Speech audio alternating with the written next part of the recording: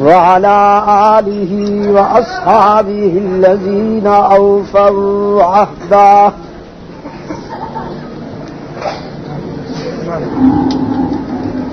الذين هم مفاتيح الرحمة ومصابيح الغرر.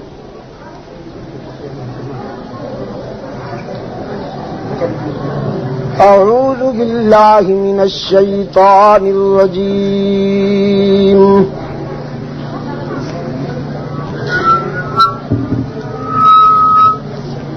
بسم الله الرحمن الرحيم.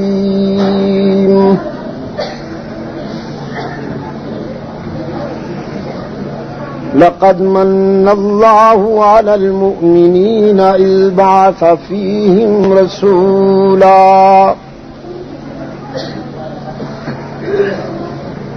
من أنفسهم يتلو عليهم آياته ويزكيهم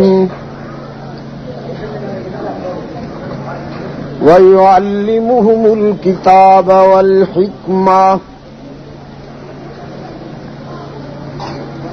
وَإِن كَانُوا مِن قَبْلُ لَفِي ضَلَالٍ مُّبِينٍ.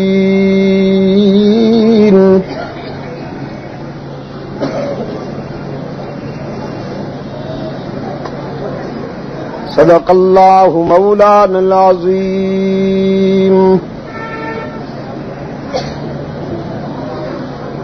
فقال النبي صلى الله عليه وسلم إنما بعثت لأتمم مكارم الأخلاق. وصدق رسوله النبي الأمي الكريم ونحن على ذلك لمن الشاهدين والشاكرين والحمد لله رب العالمين.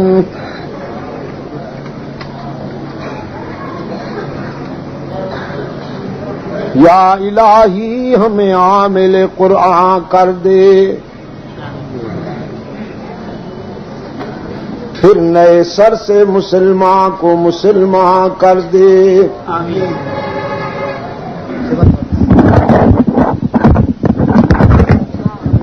یا الہی ہمیں عامل قرآن کر دے،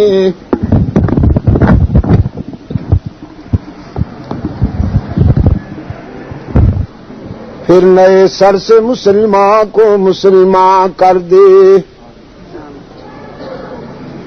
وہ پیغمبر جسے سرتاج رسول کہتے ہیں، اس کی امت کو ذرا تابع فرما کر دے.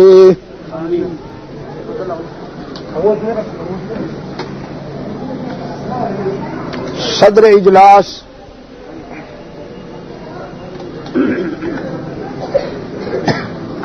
محترم بزرگوں اور عزیز دوستوں، بولے تو نہیں.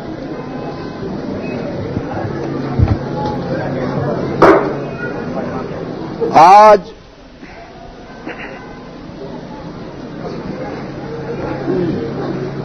21 نومبر 1986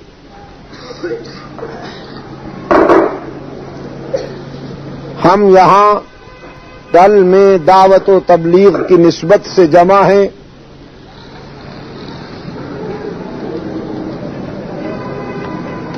اور یہ پروگرام قافلہ انسانیت کے محسن اعظم فخر رسول ہادی سبل سید ولد آدم رحمت عالم صلی اللہ علیہ وسلم کی سیرت پاک کو بیان کرنے اور سننے کی غرض سے ترتیب دیا گیا ہے.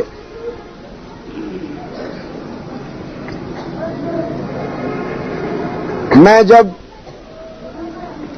پچھلے دنوں سدا کرم ایجنسی کے پروگرام میں شرکت کے لیے جا رہا تھا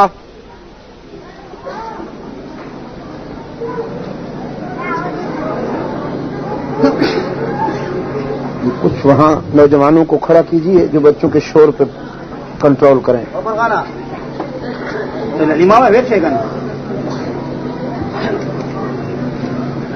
مولانا محمد شریف صاحب نے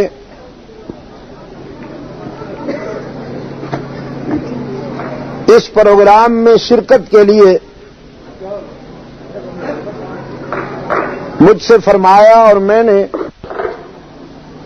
حاضری کا وعدہ کر لیا تھا.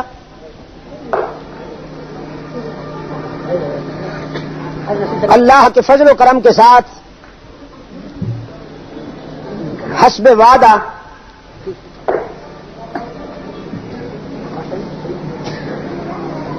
اس پروگرام میں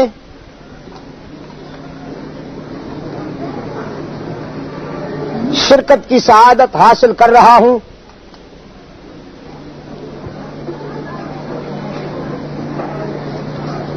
بجلی چلی گئی، اسے جانا ہی چاہیے تھا، اس لیے کہ اس کے مین سوئچ پر جن لوگوں کے ہاتھ ہیں وہ جب رسول کے سچے غلام بن جائیں گے تو پھر سیرت کانفرنسوں سے بجلی غائب نہیں ہوا کرے گی. انگریز چلا گیا ہے، انگریزی نہیں گئی.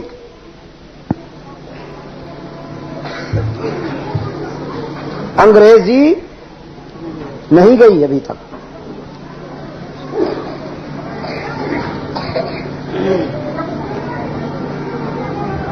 انگریز کے زمانہ میں رحمت عالم صلی اللہ علیہ وسلم کی سیرت پاک، قرآن و حدیث اتنا مظلوم نہیں تھا جتنا اب مظلوم ہے.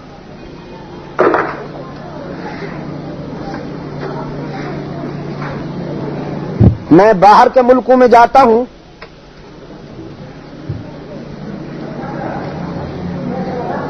عیسائی ممالک میں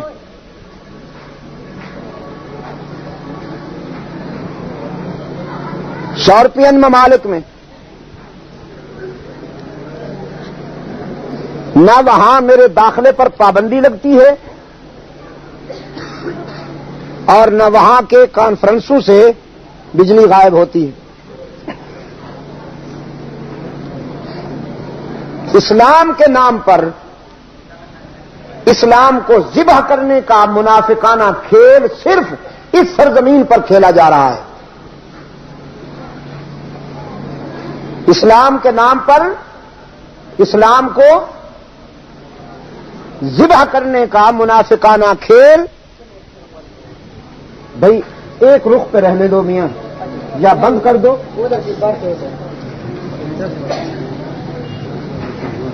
تو اس کو بند کر دیں، انتشار پیدا ہوتا ہے.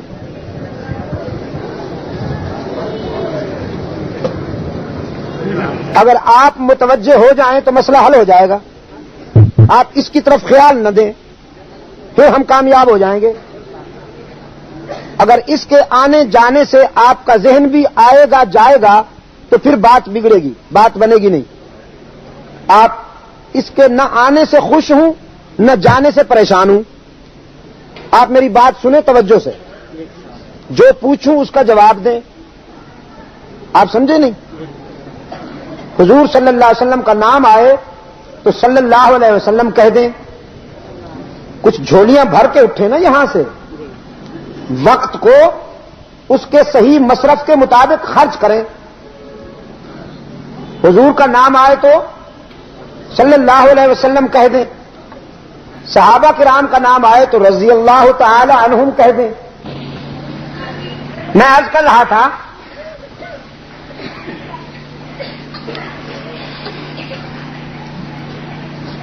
یہ پروگرام سرکار دو عالم صلی اللہ علیہ وسلم کی سیرت طیبہ کو بیان کرنے اور سننے کی غرض سے ترتیب دیا گیا ہے.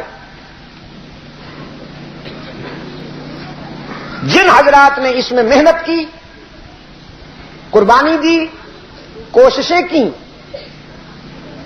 اللہ ان کی زندگی کو اپنے فضل و کرم سے سنوار دے. جس جس کا جتنا جتنا حصہ ہے اللہ اسے قبول فرمائے. آمین.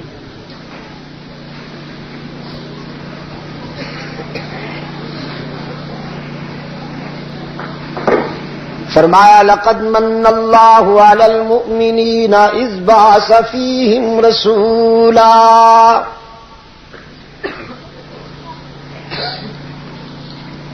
لقد من اللہ علی المؤمنین. تحقیق احسان کیا ہے اللہ نے اہل نظر پر کہ جب بھیجا ان میں اپنا آخری رسول انہی میں سے، نوریوں میں سے نہیں، ناریوں میں سے نہیں، خاکیوں کی اصلاح کے لیے خاکیوں میں سے بھیجا، اولاد آدم کی قیادت کے لیے اولاد آدم میں سے ہی اپنا رسول بھیجا، جس نے ان کی ذہنی اور عملی بیماریوں کا علاج قرآنی آیات سے کیا، قرآن پڑھ پڑھ کے ان کی بیماریوں کا علاج کیا، انہیں پاک بنایا. وَإِن كَانُوا مِن قَبْلُ لَفِي ضَلَالٍ مُّبِينٍ. ورنہ انسانی برادری کھلی گمراہی کی طرف جا رہی تھی، ہلاکت کی طرف جا رہی تھی، بربادی کی طرف جا رہی تھی. محمد عربی آئے صلی اللہ علیہ وسلم. نہیں کہا آپ نے؟ آپ تو اتنا جلدی نہ بھولا کریں. نہیں مجھے بھی خوش کریں نا ذرا. زور سے زور سے اس کا مطلب یہ کہ میں پشتو میں کہوں ان کو. نہیں سمجھتے سب. میں پشتو بولنا شروع ہو جاؤں گا، پھر آپ تنگ آ جائیں گے اور آپ کہیں گے اردو میں بولیے. ستاؤ نہیں مجھے، تھکا ہوا ہوں. محمد عربی صلی اللہ علیہ وسلم آئے. جزاکم اللہ جزاکم اللہ. محمد عربی صلی اللہ علیہ وسلم آئے.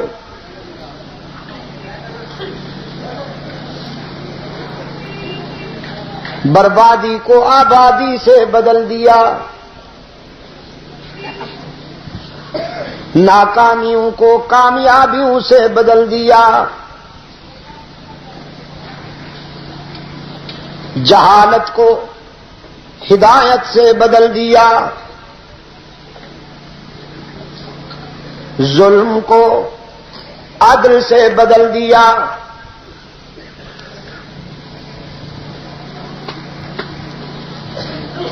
ظلم کو عدل سے بدل دیا، عداوت کو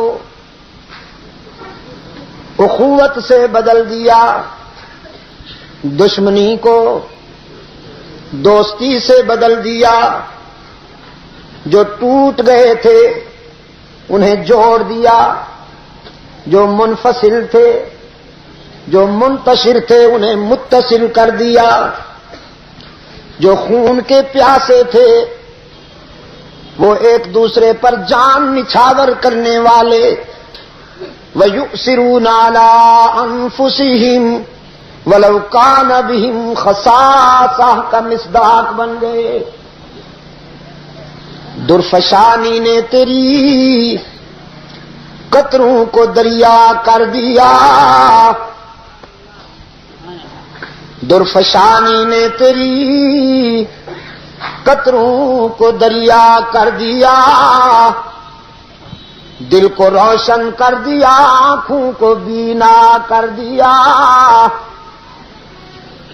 پھر خود نہ تھے جو راہ پر دنیا کے ہادی بن گئے، وہ کیا نظر تھی جس نے مردوں کو مسیحا کر دیا۔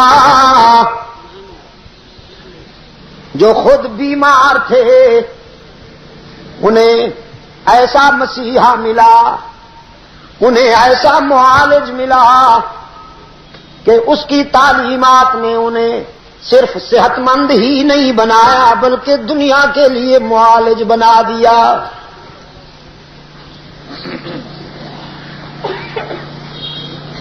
قرآن کہتا ہے بیٹیاں انسانی برادری ہلاکت کی طرف جا رہی تھی، وہ ہلاکتیں کیا تھیں؟ بیٹیاں زندہ دفن کر دی جاتی تھیں، پیدا ہوتے ہی بیٹیوں کو دفن کر دیا جاتا۔ رحمت عالم صلی اللہ علیہ وسلم کی خدمت میں،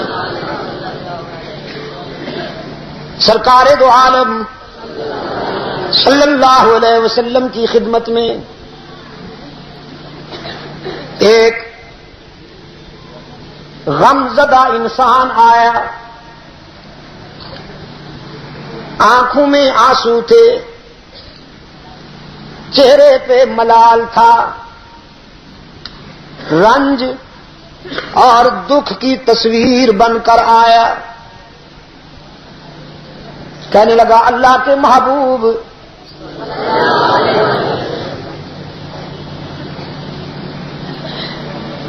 میں بہت بڑا مجرم ہوں، بے چین رہتا ہوں، بے قرار رہتا ہوں، مجھے سکون دلوائیے۔ میں نے اسلام قبول کرنے سے پہلے ایک جرم کیا تھا، اس کی یاد مجھے چین نہیں لینے دیتی۔ رحمت عالم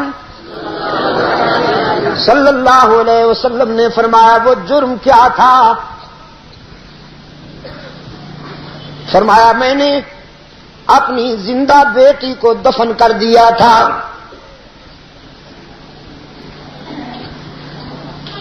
اللہ کے رسول صلی اللہ علیہ وسلم نے فرمایا یہ بھی کوئی نئی بات نہیں، ساری قوم یہی کر رہی تھی۔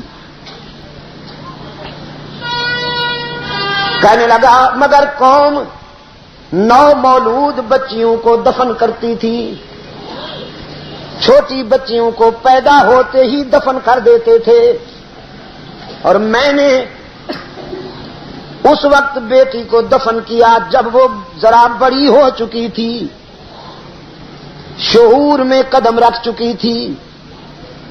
اس نے میرے سامنے ہاتھ جوڑے تھے، زندگی کی بھیک مانگی تھی، پھر پوری تفصیل بتائی۔ گھر میں بچے کی امید تھی، میں سفر تجارت پر جا رہا تھا، گھر میں کہہ گیا لڑکا پیدا ہو تو پرورش کرنا اور لڑکی پیدا ہو تو زندہ درگور کر دینا۔ واپس آیا، بیوی نے بتایا لڑکی پیدا ہوئی تھی، ہم نے اسے زندہ درگور کر دیا تھا۔ کچھ سالوں کے بعد ایک بچی آئی میرے گھر میں، اس کی باتیں میرے دل میں اترتی گئیں، اس کے چہرے میں اتنی کشش تھی کہ میری نظر ہٹتی ہی نہیں تھی۔ وہ بولتی تھی تو میرے دل کی دنیا میں ہلچل مچ جاتی تھی۔ میں نے حسرت بھرے لہجے میں بیوی سے کہا یہ کن خوش نصیب والدین کی بیٹی ہے، وہ ماں باپ کتنے خوش نصیب ہوں گے جن کے گھر میں ایسی پیاری بیٹی ہے۔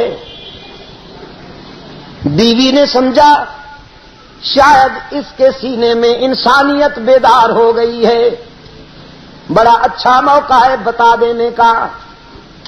کہنے لگی پھر اگر تمہیں یہ پسند آئی ہے تو یہ تیری بیٹی ہے۔ جب تو تجارت کے سفر پر چلا گیا تھا یہ پیدا ہوئی تھی، میری مامتا نے گوارا نہ کیا کہ اسے زمین میں دفن کر دوں، لیکن تیرے ڈر سے میں نے اسے اپنی بہن کے گھر پرورش کے لیے چھوڑا ہوا ہے۔ رحمت عالم صلی اللہ علیہ وسلم نے فرمایا پھر تو نے کیا کیا؟ کہنے لگا بس میرے آقا جب پتہ چلا کہ یہ میری بیٹی ہے میرے اندر وہی وحشت بیدار ہوئی، جہالت بیدار ہوئی، اور میں نے فیصلہ کر لیا کہ آج سورج غروب ہونے سے پہلے اس کی زندگی کا سورج غروب کر دوں گا۔ گڑھا کھودنے کے لیے کدال اٹھائی، بیوی سے نظر بچا کر بچی کی انگلی پکڑی اور جنگل میں چلا گیا۔ شدید گرمی کا موسم تھا، بچی کو درخت کے سائے میں بٹھا دیا، خود گڑھا کھودنے لگا، پسینے میں نہا گیا۔ وہ بچی سائے سے اٹھ کر آئی اور اپنے دوپٹے سے قاتل باپ کے ماتھے سے پسینہ پوچھنے لگی، کہنے لگی ابا حضور آپ یہ کیوں کھودتے ہیں؟ جہالت کے مارے ہوئے باپ نے کہا تجھے دفن کرنے کے لیے۔ یہ غیر متوقع غیر انسانی جواب سن کر بچی لرز گئی، کہنے لگی آپ مجھے دفن کریں گے؟ کیوں؟ کون سی خطا ہو گئی؟ کون سا جرم ہوا ہے مجھ سے؟ جہالت کا مارا ہوا باپ کہنے لگا تیرا بیٹی کی حیثیت سے پیدا ہونا ہی جرم ہے، ہم بیٹیوں کو زندگی کا حق نہیں دیا کرتے۔ بچی نے زندگی کی بھیک مانگی، وعدہ کیا زندگی کے سفر میں کبھی تیرا دل نہیں دکھاؤں گی، کسی چیز کا مطالبہ نہیں کروں گی، بھیک مانگ کر زندگی گزار لوں گی، لیکن خدا را مجھے زندہ رہنے کا حق دے دے۔ رحمت عالم صلی اللہ علیہ وسلم کی آنکھوں سے آنسو تیر آئے۔ فرمایا پھر تو نے اس کی اپیل منظور نہ کی؟ کہنے لگا نہیں اللہ کے محبوب مجھ پر وحشت سوار تھی، میں نے اس کے بالوں سے پکڑ کر گڑھے میں پھینکا، وہ تڑپتی رہی، میں مٹی ڈالتا رہا، اس نے آخری چیخ مار کر کہا تھا ابا رحم کر، لیکن میں نے اسے ہمیشہ کے لیے خاموش کر دیا۔ رحمت عالم صلی اللہ علیہ وسلم کی آنکھیں برس پڑی، فرمایا تو نے اسلام قبول کر لیا ہے، اللہ تو تجھے معاف کر دے گا کہ یہ آدم خور غلطی تو نے زمانہ کفر میں کی تھی، لیکن میرے سامنے سے اٹھ جا کہ مجھے تیری آنکھوں سے اس معصومہ کے خون کی جھلک نظر آتی ہے۔ تل کے روشن ضمیرو، بیٹیوں کو زندہ رہنے کا حق نہیں تھا۔ رحمت عالم صلی اللہ علیہ وسلم نے صرف زندہ رہنے کا حق ہی نہیں دیا بلکہ وقار عطا کیا۔ پھر بیٹی سامنے آتی تو رحمت عالم احترام میں کھڑے ہو جاتے، شفقت میں کھڑے ہو جاتے۔ فرمایا بیٹی فروختنی بھی نہیں ہے، سوختنی بھی نہیں ہے، نہ یہ بکنے کے قابل ہے کہ اسے منڈی میں بیچو، نہ یہ جلانے کے قابل ہے کہ اسے زندہ درگور کر دو۔ بیٹی تو صرف قابل رحم ہے، قابل رحم۔ سرکار دو عالم صلی اللہ علیہ وسلم نے فرمایا جس شخص کو اللہ نے 2 بیٹیاں دی ہوں وہ چاہے تو بیٹیوں کے ذریعے جنت جا سکتا ہے۔ پوچھا صحابہ نے حضور کیسے؟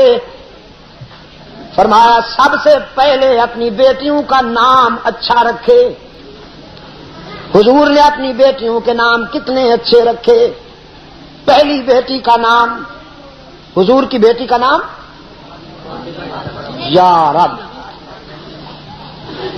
سن لیا آپ نے حضرت جی؟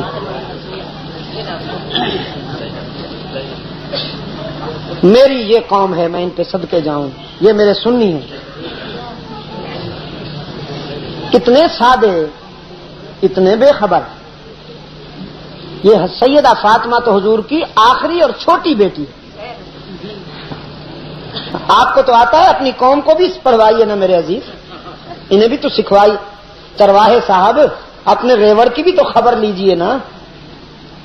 سب سے بڑی بیٹی کا نام زینب، اور آج حضرت سے درخواست کرتا ہوں، مانیں گے تو آگے بیان کروں گا، نہ مانیں گے تو بیان نہیں کروں گا، یہیں ٹھہر جاؤں گا۔ مانیں گے نا؟ جمعہ کے خطبے میں حضور کی 4 بیٹیوں کا نام لیا کریں انشاءاللہ۔ خطبہ میں دے دیتا ہوں، میری جماعت نے وہ خطبہ چھپوایا ہے، مجلس تحفظ حقوق اہل سنت نے۔ ہم نے اس کی ہزاروں کاپیاں پاکستان میں اور بیرونی ممالک میں مفت تقسیم کی ہیں۔ آپ سے پوچھتا ہوں، خطبے میں، جمعہ کے خطبے میں حضور کی ایک بیٹی کا تذکرہ ہونا چاہیے یا 4 بیٹیوں کا نام آنا چاہیے؟ بیٹی ہونے کے ناطے سے ہر بیٹی پیاری ہوتی ہے نا، تو رحمت عالم صلی اللہ علیہ وسلم کو 4 بیٹیاں عزیز تھی نا۔ یہ جو زینب ہے نا، بڑی بیٹی حضور کی، شاید آپ کو معلوم ہو، یہ شہیدہ ہے، شہیدہ۔ اس پر مشرکین نے ستم ڈھائے تھے، یہ شہید ہو گئی تھی۔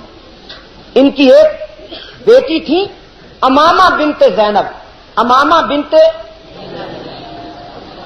ابو العاص اموی بنت زینب، حضور کی نواسی بیٹی کی بیٹی کو کیا کہتے ہیں؟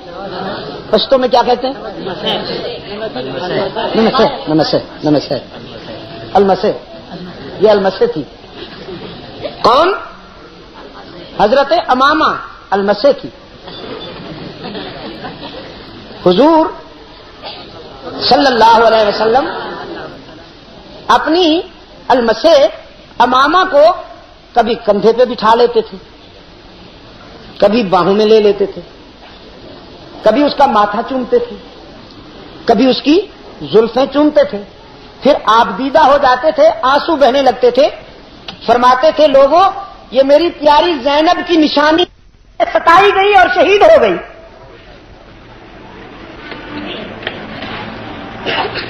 میں یہ چونکہ میری باتیں ریکارڈ ہو رہی ہیں، پتہ نہیں یہ کہاں کہاں تک پہنچیں گی، میں وہ خطبہ پڑھ دیتا ہوں جمعے کا، تاکہ جن علماء کرام تک یہ میری آواز پہنچے وہ یہ خطبہ پڑھا کریں۔ دوسرا خطبہ، الحمد للہ نحمده ونستعینه ونستغفره ونؤمن به ونتوکل علیہ ونعوذ باللہ من شرور انفسنا ومن سیئات اعمالنا من يهده الله فلا مضل له ومن يضلل فلا هادي له ونشهد ان لا اله الا الله وحده لا شريك له ونشهد ان سيدنا وسندنا محمدا عبده ورسوله المبعوث الى الاسود والاحمر لتتميم مكارم الاخلاق اللهم صل على محمد وعلى آل محمد بعدد من صلى وصام وصلی کذالک علی جمیع الانبیاء والمرسلین وعلی الملائکۃ المقربین وعلی عباد اللہ الصالحین خصوصا علی سید المتقین والابرار صاحب النبی فی الغار والمزار افضل الصحابۃ بالتحقیق خلیفۃ النبی بلا فصل امامنا ابی بکر الصدیق رضی اللہ تعالی عنہ وعلی الناطق بالصواب والعادل بالکتاب امامنا بالحق امیر المؤمنین عمر بن الخطاب رضی اللہ تعالی عنہ وعلی کامل الحیاء والایمان الشہید المظلوم حین قرأت القرآن امامنا بالحق امیر المؤمنین عثمان بن عفان رضی اللہ تعالی عنہ وعلی صاحب السیف والقضاء ناشر العلم والہدى امامنا بالحق امیر المؤمنین علی بن ابی طالب رضی اللہ تعالی عنہ وعلی السیدین السندین السعیدین ابی محمد الحسن وابی عبداللہ الحسین رضی اللہ تعالی عنہما وعلی السیدات الطاہرات الاربعۃ بنات النبی زینب ورقیۃ وام کلثوم وفاطمہ وعلی ازواجہ خصوصا علی خدیجہ وعائشہ وحفصہ وزینب وام حبیبہ وعلی سائر ازواجہ واصحابہ صلی اللہ علیہ وسلم والباقین من العشرۃ المبشرہ الی آخرہ. آگے پھر وہی جو آپ پڑھتے ہیں. تو حضور نے اپنی بیٹیوں کے کتنے پیارے نام رکھے. پہلی بیٹی کا نام سیدہ زینب، دوسری بیٹی کا نام سیدہ ام کلثوم رقیہ جزاک اللہ، تیسری بیٹی کا نام سیدہ ام کلثوم، چوتھی بیٹی کا نام سیدہ فاطمہ زہرا رضی اللہ تعالی عنہن. سرکار دو عالم صلی اللہ علیہ وسلم نے فرمایا جس شخص کو اللہ نے دو بیٹیاں دی ہوں وہ بیٹیوں کے ذریعے جنت جا سکتا ہے. پہلا احسان یہ کرے کہ بیٹیوں کا نام اچھا رکھے، پھر انہیں تعلیم دلوائے، وہ تعلیم کہ جس تعلیم کے ذریعے وہ خود کو اور خدا کو پہچان سکیں. پھر ان کی اچھی تربیت کرے، ان کے اخلاق سنوارے. پھر جب وہ حد بلوغ میں قدم رکھیں تو ان کے لیے اچھا جیون ساتھی ڈھونڈ کر انہیں اپنے اپنے گھروں میں آباد کر دے. رحمت عالم صلی اللہ علیہ وسلم نے فرمایا جس شخص نے اپنی دو بیٹیوں کے ساتھ یہ حسن سلوک کیا ہوگا اسے بتا دو وہ جنت میں میرے اتنا قریب ہوگا جتنی یہ دو انگلیاں ایک دوسرے کے قریب ہیں.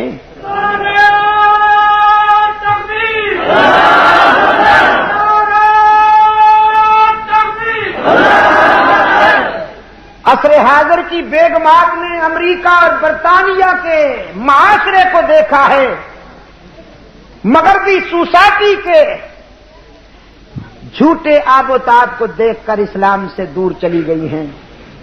ورنہ اسلام نے عورت کو جو مقام عطا کیا ہے دنیا کے کسی نظریے نے وہ مقام عورت کو عطا نہیں کیا. مغرب نے تو عورت کو بیچا، صابن کی 2 روپے کی ٹکیا بھی عورت کی نمائش کے بغیر نہیں بیچتا انگریز. اور رحمت عالم صلی اللہ علیہ وسلم نے فرمایا عورت کی زندگی کے 4 مرحلے ہیں. عورت بیٹی ہے، عورت بہن ہے، عورت بیوی ہے، عورت ماں ہے. عورت رقاصہ نہیں ہوتی، ڈانسر نہیں ہوتی، اور نہ وہ سنگر ہوتی ہے. جب ڈانسر اور سنگر بن جائے وہ عورت نہیں رہتی، پھر بدبو کا مجسمہ رہ جاتی ہے، غلاظت کی بوری رہ جاتی ہے. عورت کی زندگی کے 4 مرحلے: بیٹی، بہن، بیوی، ماں. رحمت عالم صلی اللہ علیہ وسلم نے فرمایا عورت جب بیٹی ہوتی ہے اس کے سر پہ عفت کی چادر ہوتی ہے. عورت جب بہن ہوتی ہے تو اس کے سر پہ عصمت کا دوپٹہ ہوتا ہے. عورت جب بیوی ہوتی ہے تو اس کے جذبات میں وفا کی عظمتیں ہوتی ہیں. عورت جب ماں بنتی ہے تو اس کے قدموں میں جنت ہوتی ہے. ماں کے قدموں میں جنت بتائی گئی.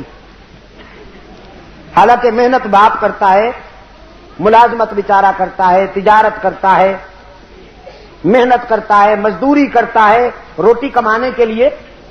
گھر کی ساری رونقیں اس کی محنت کی وجہ سے ہوتی ہیں, لیکن جنت ماں کے قدموں میں ہے. اس لیے کہ بچے کی پرورش میں جو قربانی وہ دے سکتی ہے باپ نہیں دے سکتا. باپ چاہے کتنی محبت کیوں نہ کرتا ہو, لیکن رات کے 2 بجے اگر بچہ رونا شروع ہو جائے تو اس کا غصہ قابو میں نہیں آتا. آتا ہے قابو میں؟ چپ کرواؤ اسے, چپ چھا بچے کو بیچارے کو کھاتا ہے. لکھا ہے کہ ایک بادشاہ کو اپنے بیٹے سے بڑی محبت تھی. ایک دن بیوی سے کہنے لگا آج میرا بیٹا میرے کمرے میں سوئے گا. وہ کیا کہتے ہیں, بیڈ روم میں. اس کو میرے بیڈ روم میں سلاؤ, آج ہم اپنے بیٹے کو اپنے پاس سلائیں گے. ماں کہنے لگی نبھ نہیں سکے گی, تمہاری نیند اور تمہارا آرام خراب ہوگا. بادشاہ کہنے لگا تمہارے ساتھ ہر رات سوتا ہے, تم گزارا کر لیتی ہو, میں ایک رات بھی گزارا نہیں کروں گا, آخر میں باپ ہوں. تمہیں اتنا پیارا لگتا ہے, مجھے اچھا نہیں لگتا, تم سلا دو. اس نے کہا اچھی بات ہے. بیٹے کو سلا دیا. سوتے وقت بچے کو اس نے دودھ کا گلاس دیا اور خود پانی پیا. بادشاہ نے. بچہ کہنے لگا کہ ہم بھی پانی پیئیں گے. بادشاہ نے کہا نہیں بیٹا تم دودھ پیو. کہنے لگا نہیں, دودھ میں پانی ملا کر دو, ہم پھر پیئیں گے. بادشاہ نے کہا نہیں بیٹا طبیعت خراب ہو جائے گی. اس نے جلدی سے تھوڑا سا پانی ملا دیا. جب پانی ملا دیا دودھ میں تو دیکھتے دیکھتے کہنے لگا واپس نکالو, ہم پانی والا دودھ نہیں پیتے, پانی واپس نکالو. بادشاہ نے کہا بیٹا جب پانی پڑ جائے دودھ میں تو واپس نہیں نکلا کرتا, دوسرا دودھ منگوا دوں؟ نہیں, اسی دودھ سے پانی نکالو. نکالو پانی نکالو نا. رونا شروع ہو گیا. بادشاہ نے کہا الو کا پٹھا, کہتا ہوں جب پانی ڈل جائے تو نہیں نکلتا. نکالو نکالو. کیسے نکالوں؟ نکالو. جنگ شروع ہو گئی. جنگ شروع ہو گئی اور بچے نے رونا ایسا شروع کیا کہ کمرہ سر پہ اٹھا لیا. ماں انتظار کر رہی تھی. اس نے جلدی سے دروازہ کھٹکھٹایا. بادشاہ سے کہنے لگی دروازہ کھولو, مجھے پہلے پتا تھا کہ ایکسیڈنٹ ہونے والا ہے. اس نے دروازہ کھولا, بیٹے کو اٹھایا, کہنے لگا لے جاؤ اس جن کو, خود سنبھالو, مجھ سے قابو میں نہیں آتا. قرآن پاک نے فرمایا حملت امہ کرہا ووضعتہ کرہا. یہ دکھوں میں اٹھاتی ہے, دکھوں میں جنم دیتی ہے, پھر دکھوں میں بچے کی پرورش کرتی ہے. یہ نہیں سوتا تو وہ بھی نہیں سوتی, یہ روتا ہے تو وہ بھی روتی ہے, یہ ہنستا ہے تو وہ بھی ہنستی ہے. اس لیے اللہ کے رسول صلی اللہ علیہ وسلم سے ایک صحابی نے پوچھا اللہ کے بعد سب سے زیادہ مجھ پر کس کا حق ہے؟ رحمت عالم صلی اللہ علیہ وسلم نے فرمایا تیری ماں کا. وہ کہنے لگا سما, پھر حضور نے فرمایا تیری ماں کا. اس نے عرض کیا سما, پھر حضور نے فرمایا تیری ماں کا. پھر پوچھا حضور اس کے بعد رحمت عالم صلی اللہ علیہ وسلم نے فرمایا ثم ابو کا، اس کے بعد تیرے باپ کا حق ہے. ماں بڑی قربانیاں دیتی ہے، اس لیے ماں کا دل نہ دکھایا کرو. سرکار دو عالم صلی اللہ علیہ وسلم کی خدمت میں اطلاع آئی، ایک شخص کئی دن سے سکرات میں مبتلا ہے، جان نہیں نکل رہی. بہت قرآن کریم تلاوت ہوا، دعائیں مانگی گئیں، لیکن اس کی مشکل حل نہیں ہوتی. رحمت عالم صلی اللہ علیہ وسلم نے فرمایا اس کی والدین زندہ ہیں یا نہیں؟ بتایا گیا حضور اس کی ماں زندہ ہے. رحمت عالم صلی اللہ علیہ وسلم نے فرمایا اس کی ماں سے کہو میں تجھ سے ملنا چاہتا ہوں، اگر آ سکتی ہو تو آ جاؤ ورنہ میں آؤں گا.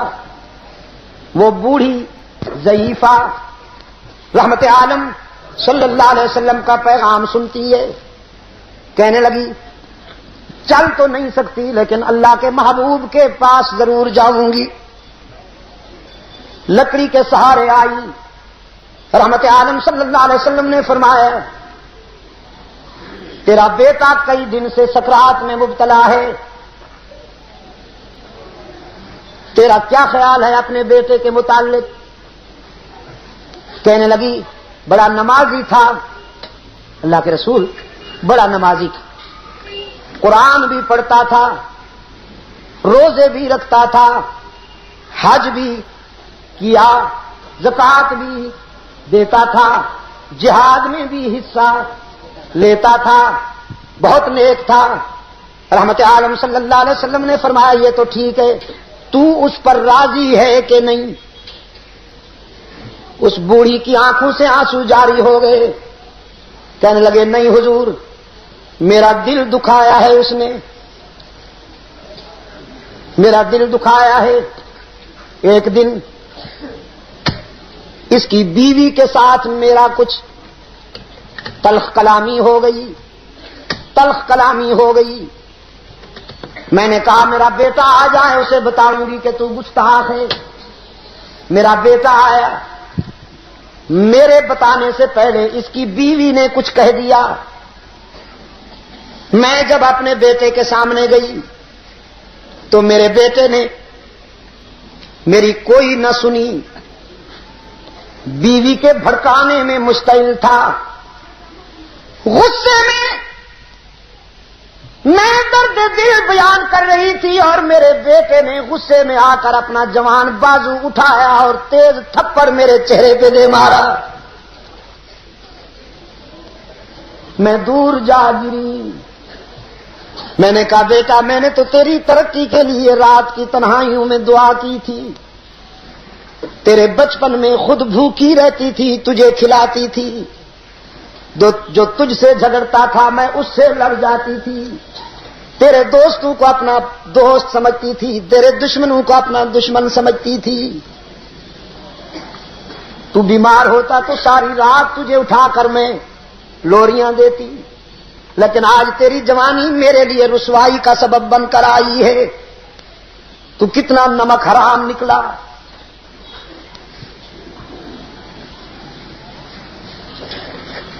سرکار دو عالم صلی اللہ علیہ وسلم کی آنکھوں میں آنسو آ گئے.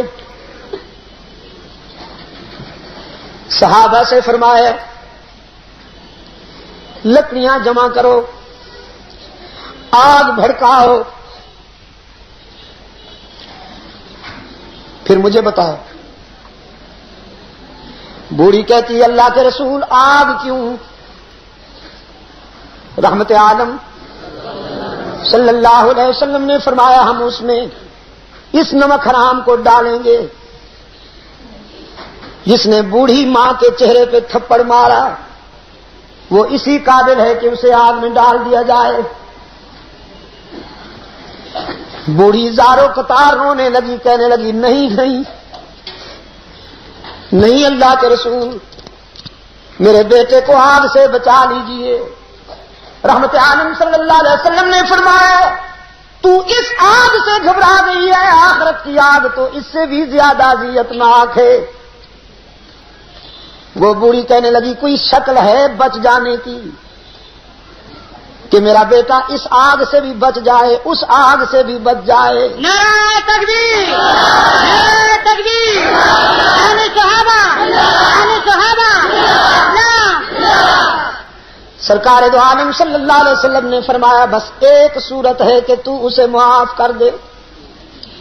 چیخ کر وہ بوڑھی کہنے لگی اللہ کے رسول آپ بھی گواہ بن جائیے، میرا رب بھی گواہ ہو جائے، میں نے اپنے بیٹے کو دنیا میں بھی معاف کر دیا، آخرت میں بھی معاف کر دیا۔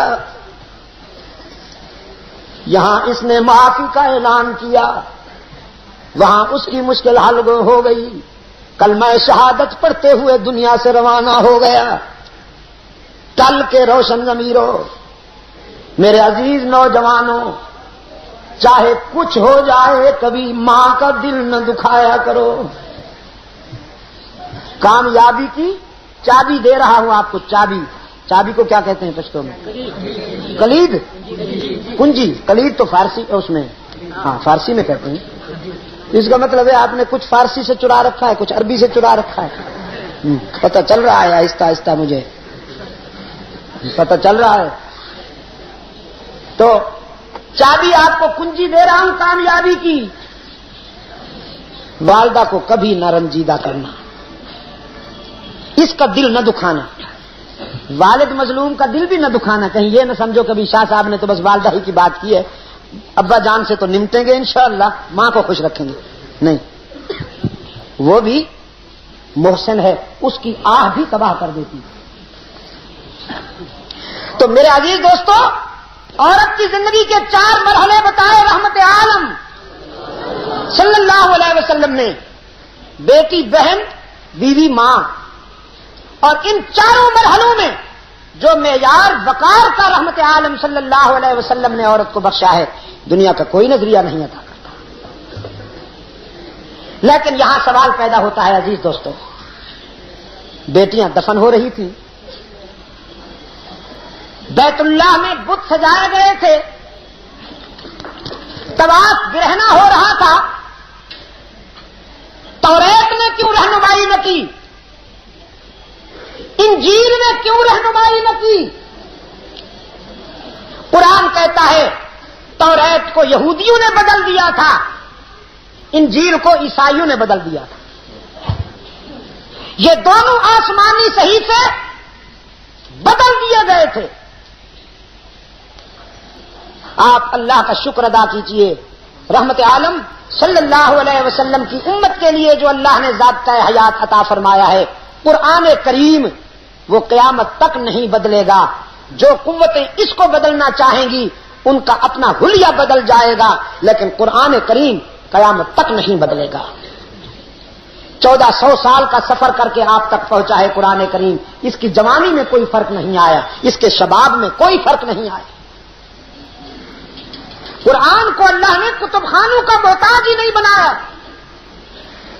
قرآن کو اللہ نے لائبریریوں کا محتاج ہی نہیں بنایا، بلکہ لائبریریاں اور کتب خانے قرآن کے محتاج ہیں۔ قرآن کی حفاظت نہ علماء کرتے ہیں، نہ قراء، نہ حکمران کرتے ہیں، نہ رعایا، قرآن کی حفاظت براہ راست اللہ کرتے ہیں۔ اگر آپ مجھ سے پوچھیں تو میں کہوں کہ ہم کیا قرآن کی حفاظت کریں گے؟ قرآن تو ہماری حفاظت کر رہا ہے۔ آج ہماری بد کرداری اور ہماری بد اخلاقی کے بہت سارے عنوان اللہ تعالیٰ معاف فرما دیتے ہیں، اس لیے کہ ہمارے گھروں میں قرآن موجود ہے۔ بلڈنگیں جل جاتی ہیں، قرآن محفوظ رہتا ہے۔ میں نے اپنی آنکھوں سے بمبئی میں ابھی پچھلے دنوں جب میرا جانا ہوا، جہاں میرا قیام تھا اس کے قریب کی بلڈنگ کو آگ لگ گئی، وہ ساری بلڈنگ گر پڑی۔ اس بلڈنگ میں کچھ مسلمان خاندان بھی رہتے تھے۔ جب اس بلڈنگ میں سامان نکالا جانے لگا تو 13 قرآن کریم کے نسخے نکلے، صحیح سلامت، ان کا غلاف بھی نہیں جلا تھا۔ مولانا میں نے اپنی آنکھوں سے دیکھا ہے، ہندوؤں کو میں نے آنکھوں سے دیکھا ہے کہ وہ قرآن کو اٹھاتے تھے، سینے سے لگاتے تھے، آنکھوں سے لگاتے تھے اور کہتے تھے یہ ناقابل تسخیر ہے، یہ ناقابل تسخیر ہے۔ شاہ عبد العزیز رحمت اللہ علیہ کے پاس ایک پادری آیا، کہنے لگا آپ کہتے ہیں قرآن سچی کتاب ہے اور ہمارا دعویٰ یہ ہے کہ بائبل سچی کتاب ہے، تو میں بائبل لے آیا ہوں، آپ قرآن لے آئیے۔ آگ جلاتے ہیں، دونوں کو آگ میں ڈالتے ہیں، جو کتاب سچی ہوگی اسے آگ نہیں جلائے گی، جو کتاب جھوٹی ہوگی وہ جل جائے گی۔ آج فیصلہ ہو جائے کہ کس کی کتاب سچی کتاب ہے۔ شاہ عبد العزیز محدث دہلوی حضرت شاہ ولی اللہ رحمت اللہ علیہ کے فرزند فرمانے لگے چیلنج تو تمہارا منظور ہے، چیلنج منظور ہے، لیکن ذرا ترمیم کے ساتھ۔ ترمیم یہ ہے کہ تنہا کتابوں کو ڈالنا انصاف کے خلاف ہے، وفا کے خلاف ہے۔ تنہا کتابوں کو آگ میں ڈالنا وفا کے خلاف ہے۔ ایسا کرتے ہیں، آگ جلاتے ہیں، میں قرآن لاتا ہوں، تم بائبل لائے ہو، میں قرآن سینے سے باندھ لیتا ہوں، تم اپنی بائبل سینے سے باندھ لو، پھر میں قرآن سمیت آگ میں چھلانگ لگاتا ہوں، تم بائبل سمیت آگ میں چھلانگ لگاؤ۔ جس کی کتاب سچی ہوگی وہ کتاب سمیت محفوظ رہے گا اور جس کی کتاب جھوٹی ہوگی وہ کتاب سمیت جل جائے گا۔ آئیے، پادری کہنے لگا ایم سوری، میں بائبل کو تو فائر پروف مٹیریل لگا کے آیا تھا، باڈی کو تو نہیں لگا کے آیا۔ وہ جو مسالہ ہوتا ہے نا جس پر وہ آگ نہیں اثر کرتی، کہ وہ مسالہ میں بائبل کو تو لگا کے آیا تھا، باڈی کو تو نہیں لگا کے آیا تھا۔ بھاگ گیا، اگر نہ بھاگتا تو جل جاتا۔ قرآن کائنات کی سب سے بڑی حقیقت ہے، قرآن سپر پاور ہے،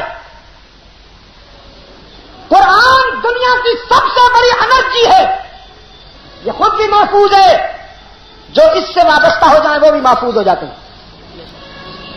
آج ہم یہی کہہ رہے ہیں، ہم یہی کہہ رہے ہیں آج برطانیہ کے قانون کو نکالو ملک سے، برطانوی قانون کو نکالو ملک سے، قرآن کو قوت حاکمہ مان لو، کچہریوں میں، ہائی کورٹ میں، سپریم کورٹ میں قرآن کے مطابق فیصلے ہونے لگے، انشاءاللہ پھر نہ تمہارا کچھ روس بگاڑ سکے گا نہ امریکہ بگاڑ سکے گا، پھر تم دنیا کی سپر پاور بنو گے، جو طاقت تم سے ٹکرائے گی پاس پاس ہو جائے گی۔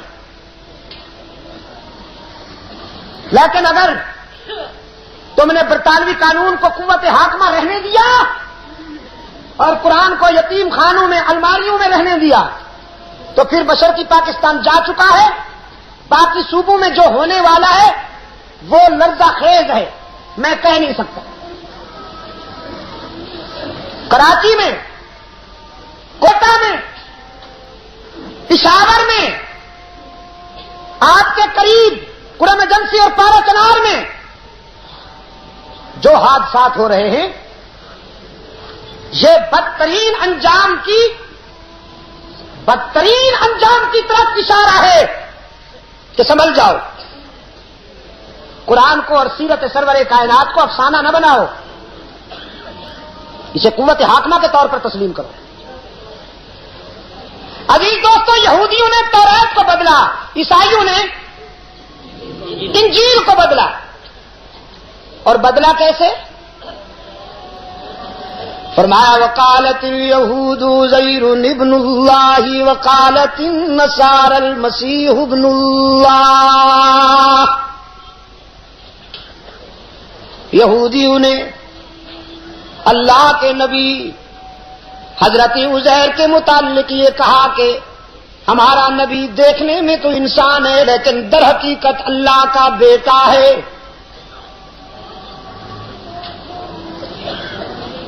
عیسائیوں نے یہودیوں کے فکر کی تقلید کرتے ہوئے وہی بات کہی، المسیح ابن اللہ، ہمارا عیسیٰ بھی اللہ کا بیٹا ہے، العیاذ باللہ۔ پہلے یہودیوں اور عیسائیوں نے نبیوں کو اللہ کا بیٹا بنایا، پھر اپنے بارے میں کہنے لگے نحن ابناء اللہ،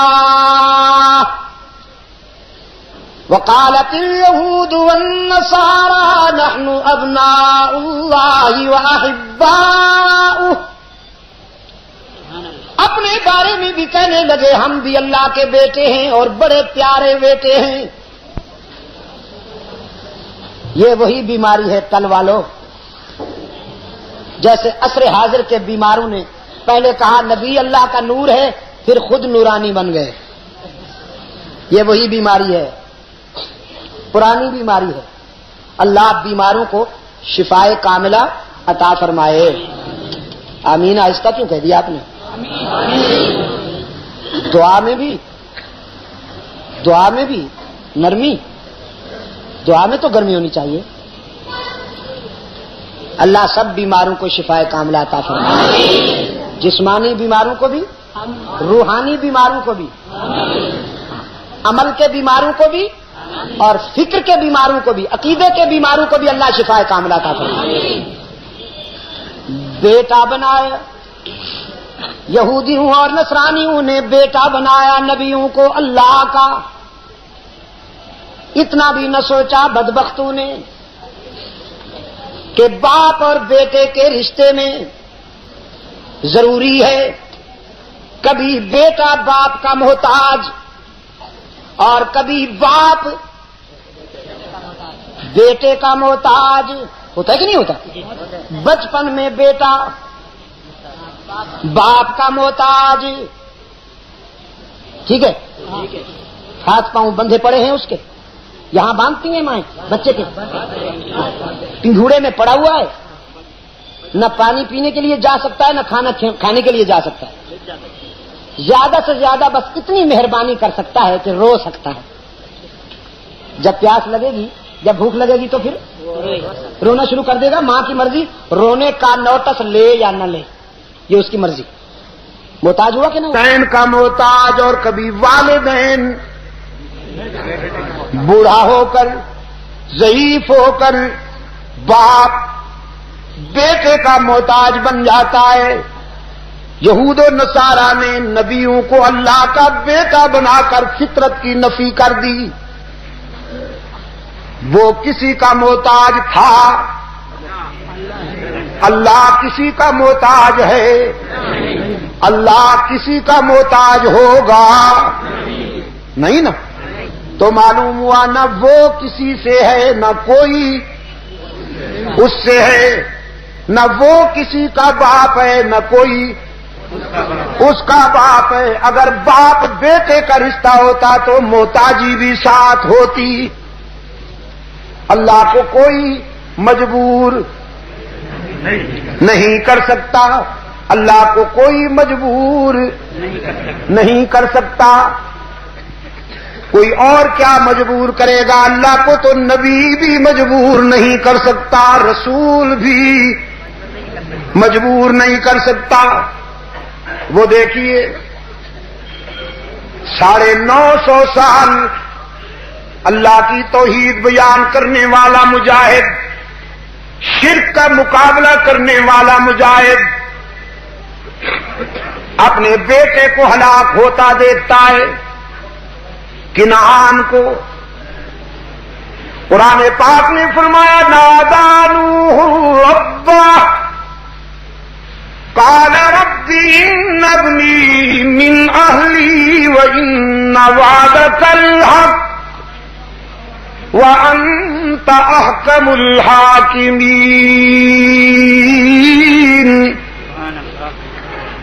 اپنے بیٹے کو مازن اور پانی کی ہلاکت خیز موجوں میں ڈوبتا دیکھ کر نوح علیہ السلام نے اپیل کی، میرے رب تو نے وعدہ کیا تھا کہ میری آل کو ہلاک نہیں ہونے دے گا. دیکھ میرا بیٹا ہلاک ہونے لگا ہے، تو اپنا وعدہ سچا کر، بچا میرے بیٹے کو.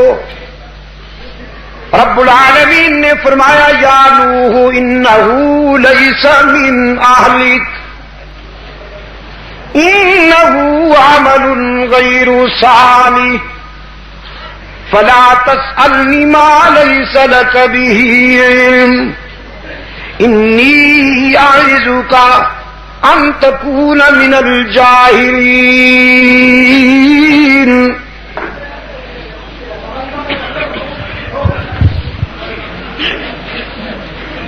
میرے پیغمبر علیہ السلام، یہ کنعان جو ہے تیرا خون تو ہے لیکن تیری آل میں سے نہیں، اس لیے کہ اس نے تیرا عقیدہ نہیں اپنایا، تیرا کردار نہیں اپنایا. انبیاء اور رسول کی نسل نطفے اور خون کی بنیاد پر نہیں چلتی، عقیدے اور کردار کی بنیاد پر چلتی ہے. اس نے تیرا عقیدہ نہیں اپنایا، ہم نے اس کا نام تیری برادری کی لسٹ سے نکال دیا. لا تسألنی ما لیس لک بہ علم، پھر جس راز کا پتہ نہیں لب کھولنے کی اجازت نہیں. چپ رہیے. میں سب کو معاف کر سکتا ہوں لیکن مشرک کو معاف نہیں کرتا. سب کو معاف کرتا ہوں لیکن مشرک کو معاف، کیونکہ مشرک جو ہے، مشرک ٹل والو، مشرک جو ہوتا ہے یہ گناہگار نہیں ہوتا، غدار ہوتا. مشرک جزاک اللہ، بھولو گے تو نہیں؟ بھول تو نہیں جائیں گے؟ مشرک گناہگار نہیں ہوتا، غدار ہوتا ہے. گناہگار وہ ہے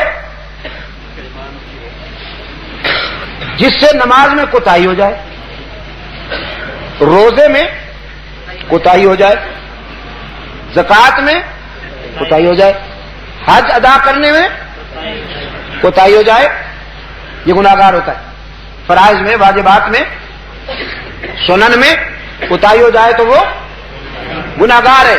لیکن جو اللہ کے حق میں بندوں کو شریک بنا لے، یہ کوتاہی نہیں ہے، گناہ نہیں ہے، غداری ہے. اور غداروں کو کوئی معاف نہیں کرتا، غداروں کو کوئی معاف نہیں کرتا، اللہ بھی معاف نہیں کرتا غداروں کو. اس لیے فرمایا میرے پیغمبر مشرک بیٹے کی سفارش کے لیے ہاتھ نہ اٹھائیے، زبان نہ ہلائیے. مشرک بیٹے کی سفارش کے لیے میرے سامنے دامن نہ پھیلائیے. الہ العالمین، آخر میرا خون جو ہوا اسے ڈوبتا دیکھوں کیسے چپ رہوں.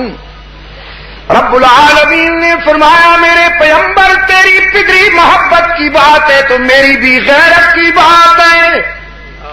انی اعظک ان تکون من الجاہلین، روکتا ہوں مشرک بیٹے کی سفارش سے، اور اگر باز نہ آئے تو تیرے سر سے بھی نبوت کا تاج اتار کر تجھے بھی جاہلوں کے ساتھ کھڑا کر دیا جائے گا. کتنی بڑی تنبیہ ہے ٹل والو، کتنی بڑی تنبیہ ہے. حضرت نوح علیہ السلام لرز جاتے ہیں. فرمایا انی اعوذ بک ان اسألک ما لیس لی بہ علم وَإِلَّا تَغْفِرْ لِي وَتَرْحَمْنِي لَأَكُونَنَّ مِنَ الْخَاسِرِينَ. میرے معبود پناہ مانگتا ہوں تیرے غضب سے.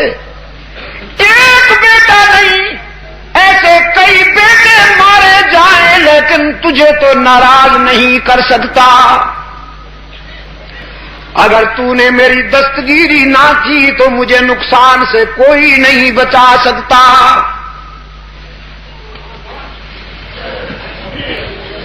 ٹلوا لو.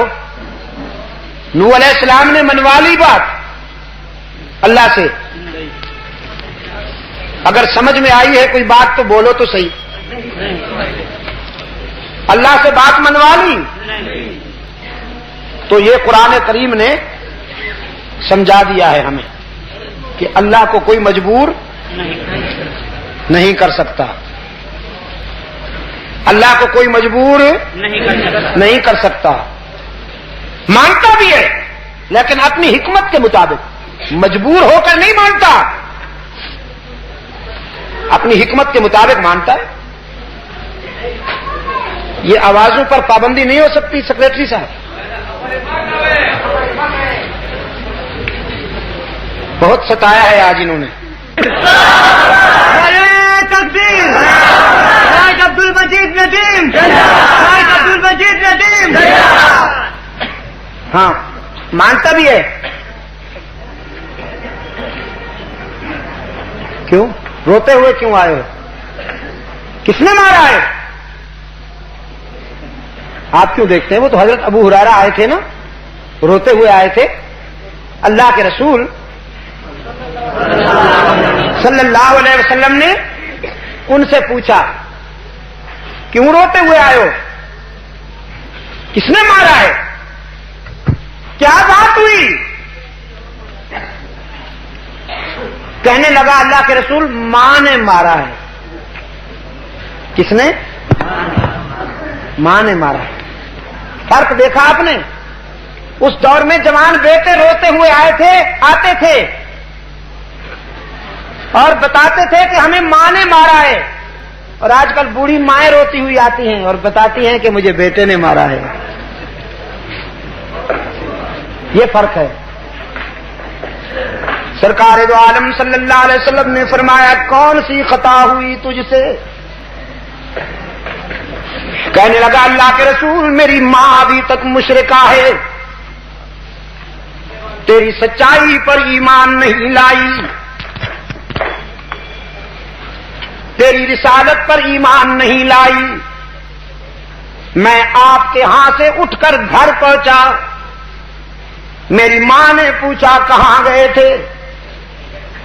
میں نے کہا رحمت عالم صلی اللہ علیہ وسلم کے قدموں میں بیٹھا رہا ہوں.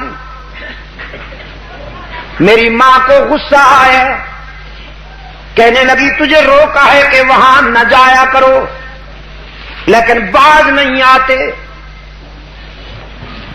وہ تو باپ دادے کا دین چھڑا دیتا ہے، وہاں جانے والے تو سابی بن جاتے ہیں. سابی اس وقت کے مشرک اہل حق کو کیا کہتے تھے؟ سابی. اور آج کل کے بیمار کیا کہتے ہیں اہل حق کو؟ وہابی. اس وقت کے مشرک حق والوں کو کیا کہتے تھے؟ سابی. اور اس دور کے بیمار حق والوں کو کیا کہتے ہیں؟ اللہ ان کو بھی شفائے کاملہ عطا فرمائے.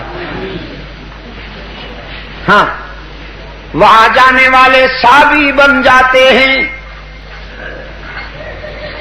اور پھر کہنے لگی بیٹا آج فیصلہ کرنا ہوگا تجھے، ہمیشہ کے لیے میرا در چھوڑنا پڑے گا یا ہمیشہ کے لیے محمد کا گھر چھوڑنا پڑے گا صلی اللہ علیہ وسلم. ان دو میں سے چن لو، میرا گھر یا رحمت عالم کا در. ابو ہریرہ نے کہا ماں جی تیرا گھر نہیں، ساری دنیا کو چھوڑ سکتا ہوں لیکن رحمت عالم کا در تو نہیں چھوڑ سکتا. ماں غصے میں آئی، بالوں سے پکڑ کر تھپڑ لگائے، دھکے دے کر گھر سے نکال دیا، دروازہ بند کر دیا. کہنے لگی جب تک ان کا در نہ چھوٹے گا میرا دروازہ نہیں کھلے گا. رحمت عالم صلی اللہ علیہ وسلم نے فرمایا ابو ہریرہ پھر میں کیا کروں؟ کہنے لگا اللہ کے رسول آپ دعا فرمائیں.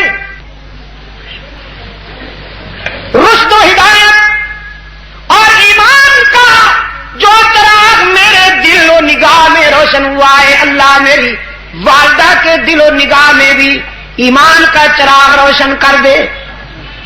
میں دعا کے لیے حاضر ہوا ہوں۔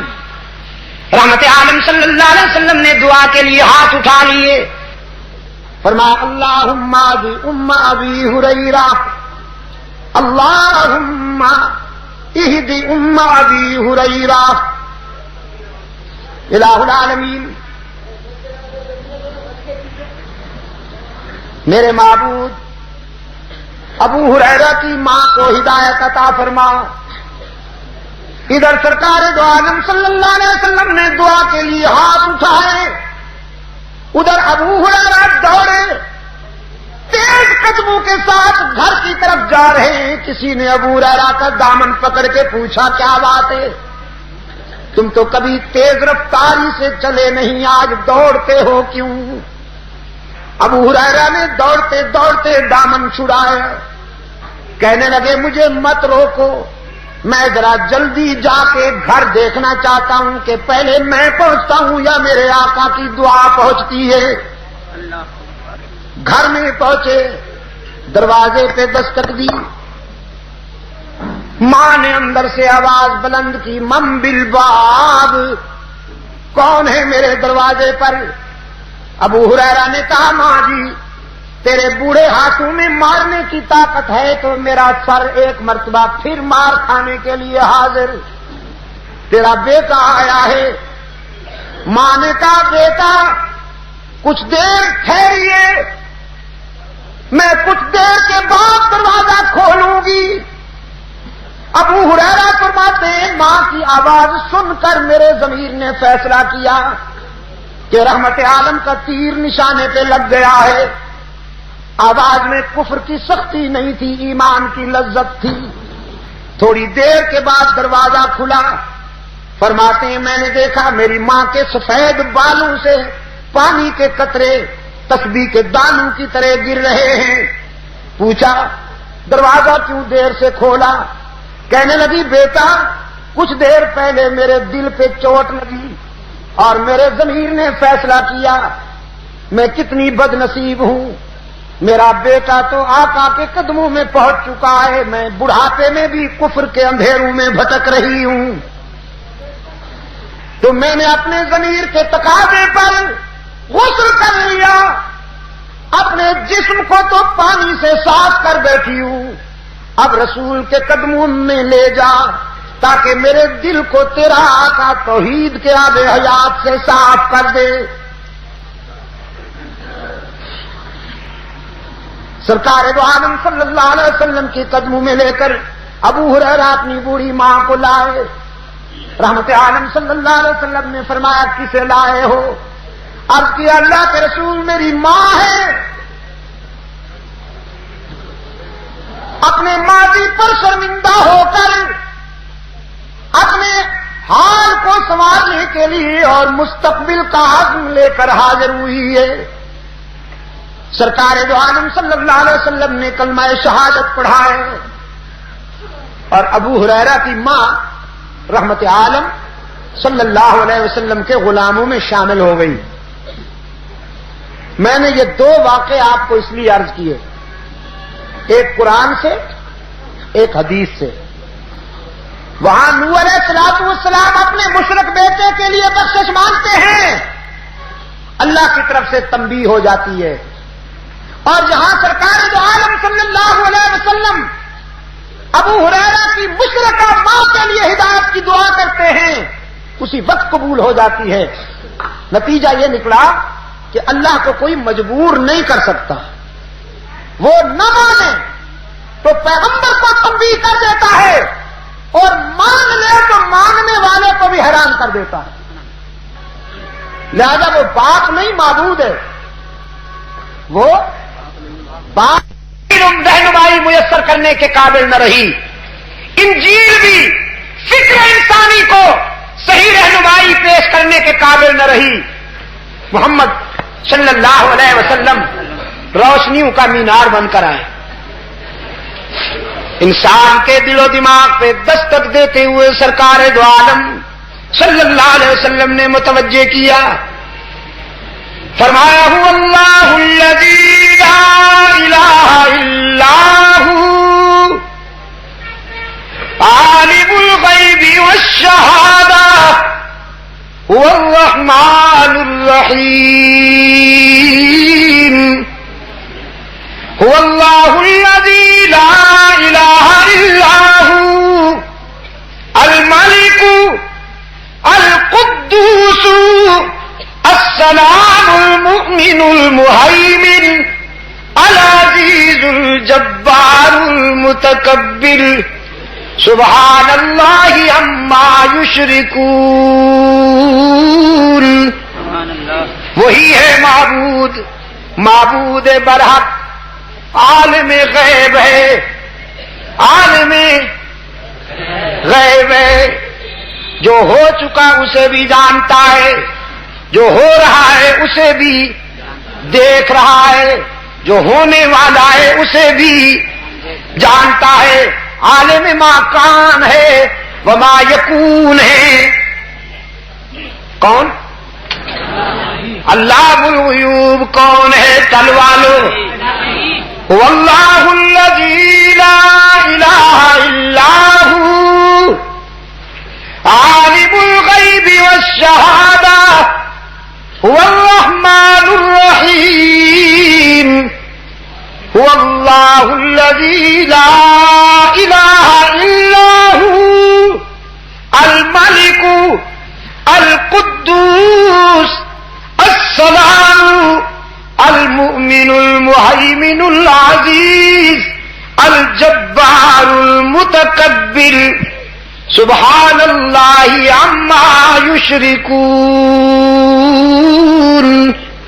عالم غیب کون ہے؟ اللہ.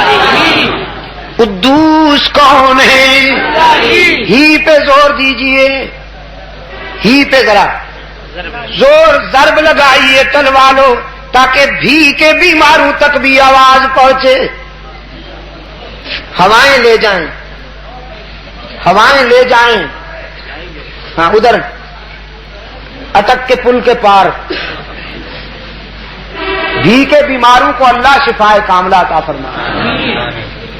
جو کہتے ہیں اللہ بھی عالم غیب ہے اور اس کا نبی، تمہاری آواز سے تو بس کا ہارن بھی تیز ہے. اللہ بھی عالم غیب ہے اور اس کا نبی بھی عالم غیب ہے. اللہ بھی مسجود ہے اور اس کے بندے بھی مسجود ہیں. اللہ بھی ہر جگہ موجود ہے اور اس کے پیارے بھی ہر جگہ موجود ہیں. یہ جو بھی کے بیمار ہیں نہیں، اللہ انہیں شفائے کاملہ عطا فرمائے. بس آپ صرف اتنی مہربانی کیجئے تل والوں کہ ہی پہ ایمان کی قوت سے ضرب لگائیے. انسانی جبین کی عاجزیوں کے لیے سچا مسجود کون؟ ہی پہ ضرب نہیں لگ رہی، میں کیا کروں؟ پھر کوشش کرتا ہوں. مجھے بڑی ٹھنڈی قوم ملی ہے. لوگ قصے کہانیوں پر اور من گھڑت ٹوٹکوں پہ مست ہو جاتے ہیں، اور میں قرآن پہ بھی اپنی قوم کو گرمانا چاہوں تو محنت کرنی پڑتی ہے. انسانی جبین کی عاجزیوں کے لیے سچا مسجود ہی اللہ. یہ کوئی انوکھی بات نہیں کہلوا رہا آپ سے، قرآن نماز کی ہر رکعت میں کہلواتا ہے ایاک نعبد.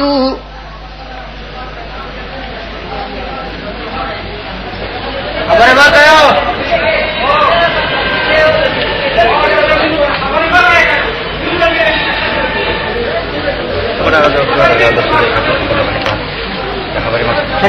ایاک نعبد وَإِيَّاكَ نَسْتَعِينُ.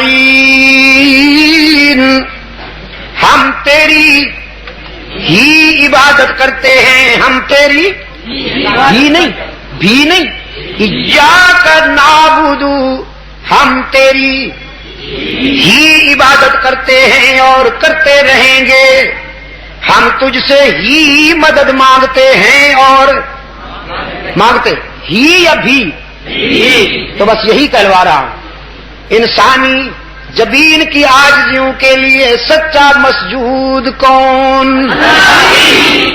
یہی ہے سیرت سرور کائنات. میرے آقا نے یہی آواز بلند کی تھی فاران کی چوٹیوں سے. ہاں یہی پیغام پہنچایا تھا غزوہ بدر میں مقام احد پر. ساری مصیبتیں اٹھائیں، سارے صدمے برداشت کیے اللہ کی توحید کے لیے. منوایا پوری انسانیت سے انسانی جبین کی عاجزیوں کے لیے مسجود کون؟ ذرا دائیں بائیں دیکھنا، کوئی بھی کا بیمار چپ تو نہیں بیٹھا؟ چپ بیٹھا ہو یا حیران بیٹھا ہو تو اس کی بائیں پسلی میں ذرا ضرب لگائیے اور اس سے بھی کہلوائیے. انسانی جبین کی عاجزیوں کے لیے سچا مسجود. جزاک اللہ. ہر جگہ موجود. یہ بھی بتا دوں، یہ جو کیسٹ بن رہی ہے نا اس وقت، یہ امارات میں جائے گی. ابھی مجھے کچھ دوست کان میں کہہ رہے تھے، وہ جو ہمارے بھائی وہاں رہتے ہیں انہیں یہ کیسٹیں پہنچیں گی تو وہ اندازہ کریں گے کہ شاہ صاحب جو ٹل میں گئے تو ٹل والوں نے کتنا شور مچایا. ٹل جو گئے تو ہی کی ضربیں کتنی لگیں، کمزور تھیں یا طاقتور تھیں؟ ہاں تو سوچ سمجھ کے لگاؤ ذرا ہی کی ضرب. سیرت یہی ہے میرے آقا کی. لڈو نہیں کھائے صحابہ نے، یہ جلیبیاں جو کھلاتے ہیں پنجاب والے. مولانا کتنی پیاری قوم ہے، میلاد کے نام پر جلیبیاں ساری کھا جاتے ہیں. میلاد کے نام پر جلیبیاں، مٹھائی، حلوائی کی دکان خالی. میلاد کے نام پر جلیبیاں کھا جاتے ہیں اور پھر کہتے ہیں نبی پیدا نہیں ہوا. میں نے کہا تمہیں کچھ فائدہ نہیں ہوا، تم ہی عجیب ہو. جلیبیاں کھانے کے لیے میلاد منایا جاتا ہے، کمکمے جلائے جاتے ہیں، حلوے کھائے جاتے ہیں، اور ادھر کہا جاتا ہے نبی پیدا ہی نہیں ہوا. تو پھر انہیں کچھ فائدہ نہیں ہوا. سیرت اصل میں یہی ہے. حضور اکرم صلی اللہ علیہ وسلم کی ولادت باسعادت پر مٹھائی تقسیم کی تھی، مگر کس نے؟ آپ میری طرف نہ دیکھیں، آپ اپنا محاذ سنبھالیں. یہ میرے خیال میں 6 7ویں مرتبہ کہہ رہا ہوں اپنے سیکرٹری کو، وہ بھی میری تقریر سنتے ہیں. کیوں؟ کانفرنس سے کرانا کوئی آسان ہے؟ ہاں، حضور کی ولادت باسعادت پر مٹھائی تقسیم ہوئی تھی یار، ہوئی تھی. چراغ بھی جلے تھے، مٹھائی بھی تقسیم ہوئی تھی، لیکن وہ مٹھائی تقسیم کرنے والا خان بہادر ابو لہب تھا. مسٹر سر خان بہادر ابو لہب، اس نے مٹھائی تقسیم کی تھی اور چراغ جلائے تھے.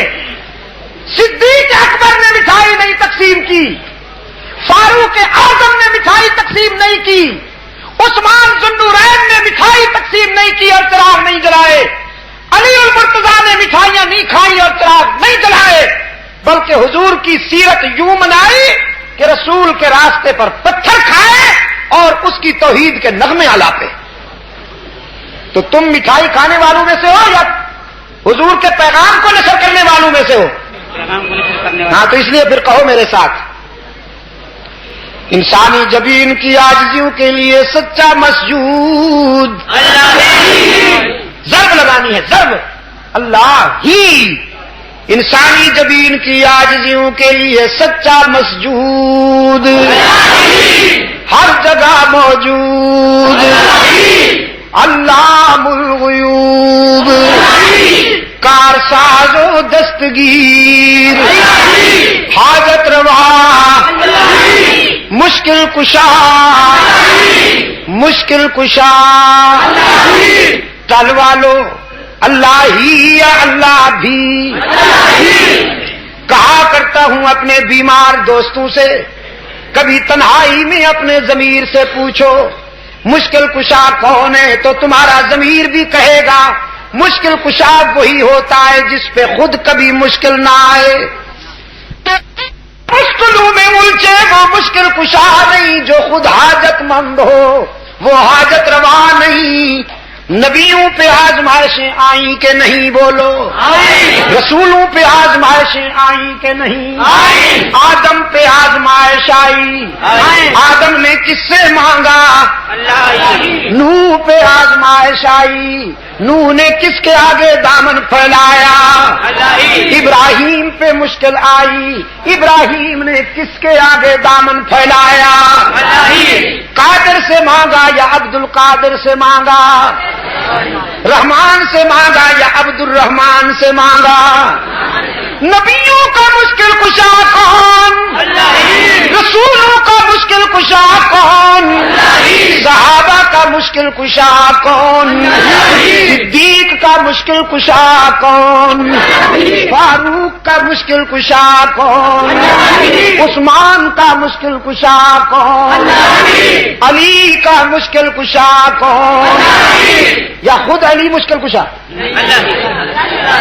عجم بیمار ہو گیا عجم بیمار ہو گیا دین عربی میں نقب لگا لی دین عربی میں عرب کے قائد نے کہا تھا مشکل کشا اللہ ہی اور اجمیوں نے کہا اللہ بھی علی بھی اللہ بھی علی بھی ولی بھی وہ بھی داتا علی حجویری بھی داتا.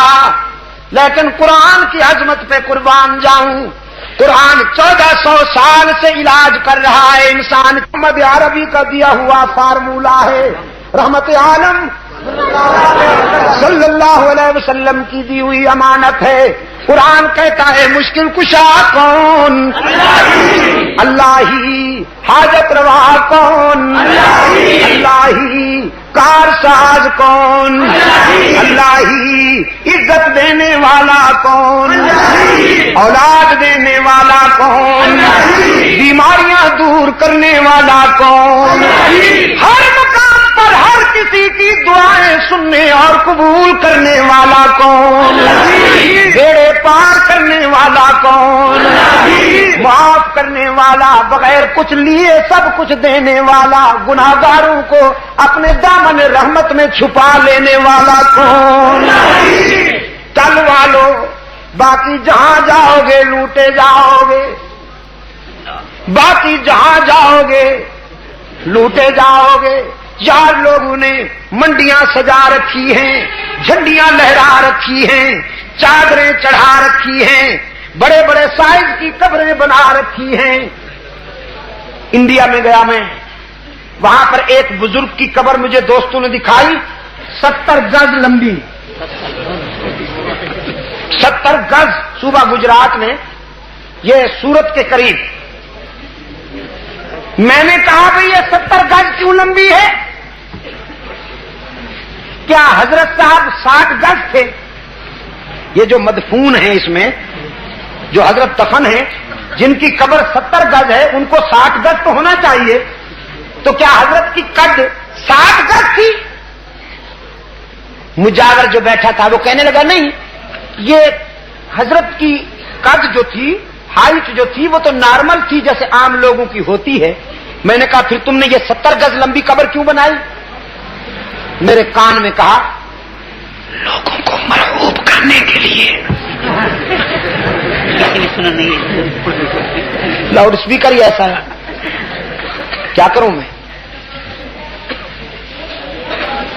بہت. اب دیکھو شور دیکھو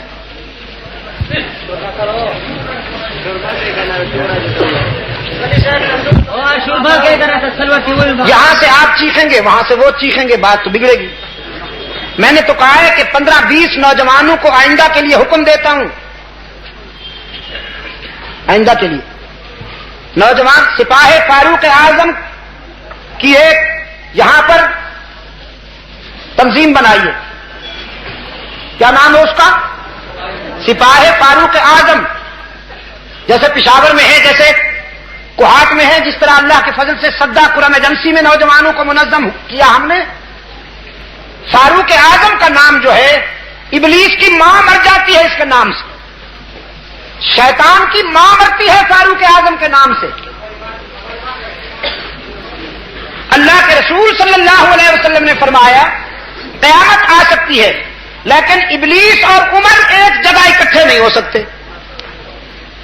تو نوجوان جو ہیں وہ منظم ہو جائیں، سپاہی فاروق اعظم بنائیں، اپنا ایک سالار بنا لیں، کنوینر بنا لیں، وہ ان کو گائیڈ کرے.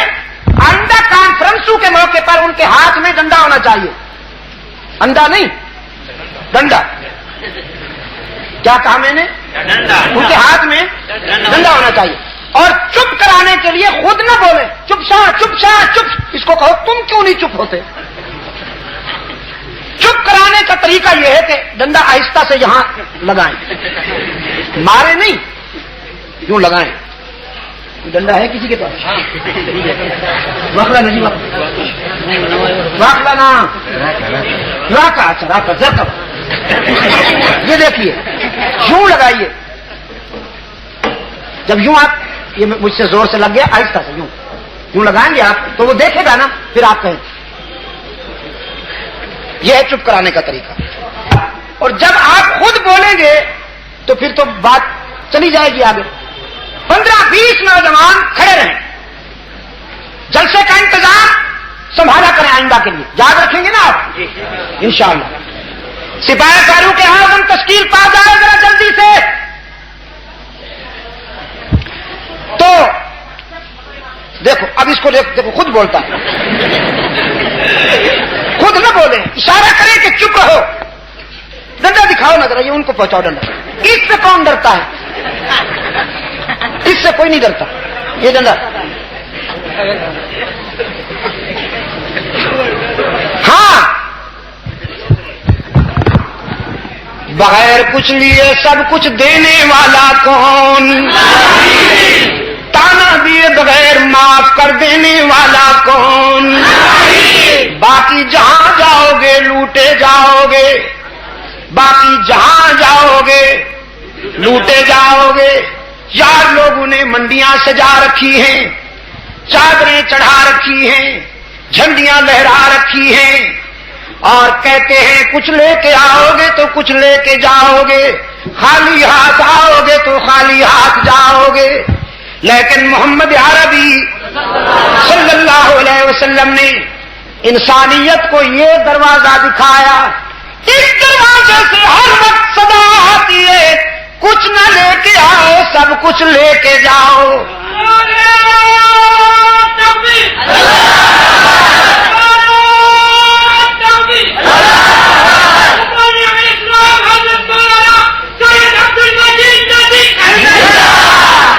یہ ہے ڈنڈے کے اثرات. اب بھی آپ نہیں مانتے. مجاہد کا تو زیور ہے بھائی، بندوق. جب آپ کے میں پارا چنار گیا، سدا گیا دوستوں کے ہاتھوں میں، وہ دیکھی نا میں نے، میرا جی چاہا کہ وہاں سے چھوڑ چھاڑ کے یہیں آ بیٹھوں. یقین کیجیے مولانا، کوئی کیجیے کوشش، میرے لیے چھوٹی سی جھونپڑی بنائیے یہاں کسی پہاڑ کے دامن میں، بس یہیں بیٹھیں گے، تیاری کر کے انشاءاللہ پھر امریکی سامراج پہ اور روسی سامراج پہ حملہ کریں گے یہیں سے. چھوٹی سی جھونپڑی میرے لیے نہیں بن سکتی تم سے؟ تو بناؤ نا. کیا عرض کر رہا تھا؟ یہی در ہے جہاں سے ہر وقت صدا آتی ہے، کچھ نہ لے کے آؤ سب کچھ لے کے جاؤ، خالی ہاتھ آؤ دامن بھر کے جاؤ. فرمایا باز آ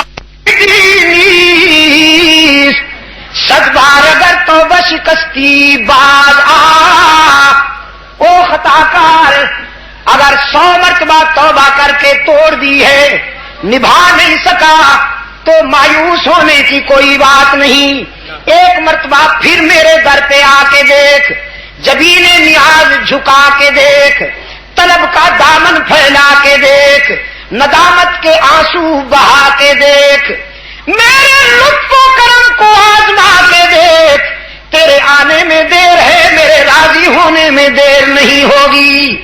بغیر کچھ لیے سب کچھ دینے والا کون؟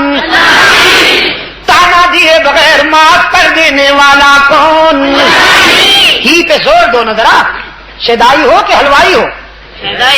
تو پھر شیدائی ہو تو ہی پہ زور دو۔ بغیر کچھ لیے سب کچھ دینے والا کون؟ ہر کسی کی ہر مقام پر مدد کرنے والا کون؟ الیاسی لشکر سلامت رہے، مولانا محمد الیاس کا تبلیغی لشکر سلامت رہے۔ وہ کیا کہتے ہیں؟ سب کچھ خدا سے ہونے اور غیر اللہ سے ایک لفظ چھوٹ رہا ہے بیچ میں، غیر اللہ سے کچھ نہ ہونے کا۔ کچھ میں تو بڑی معنویت ہے، سب کچھ خدا سے ہونے اور غیر اللہ سے کچھ نہ ہونے، غیر اللہ سے کچھ نہ ہونے۔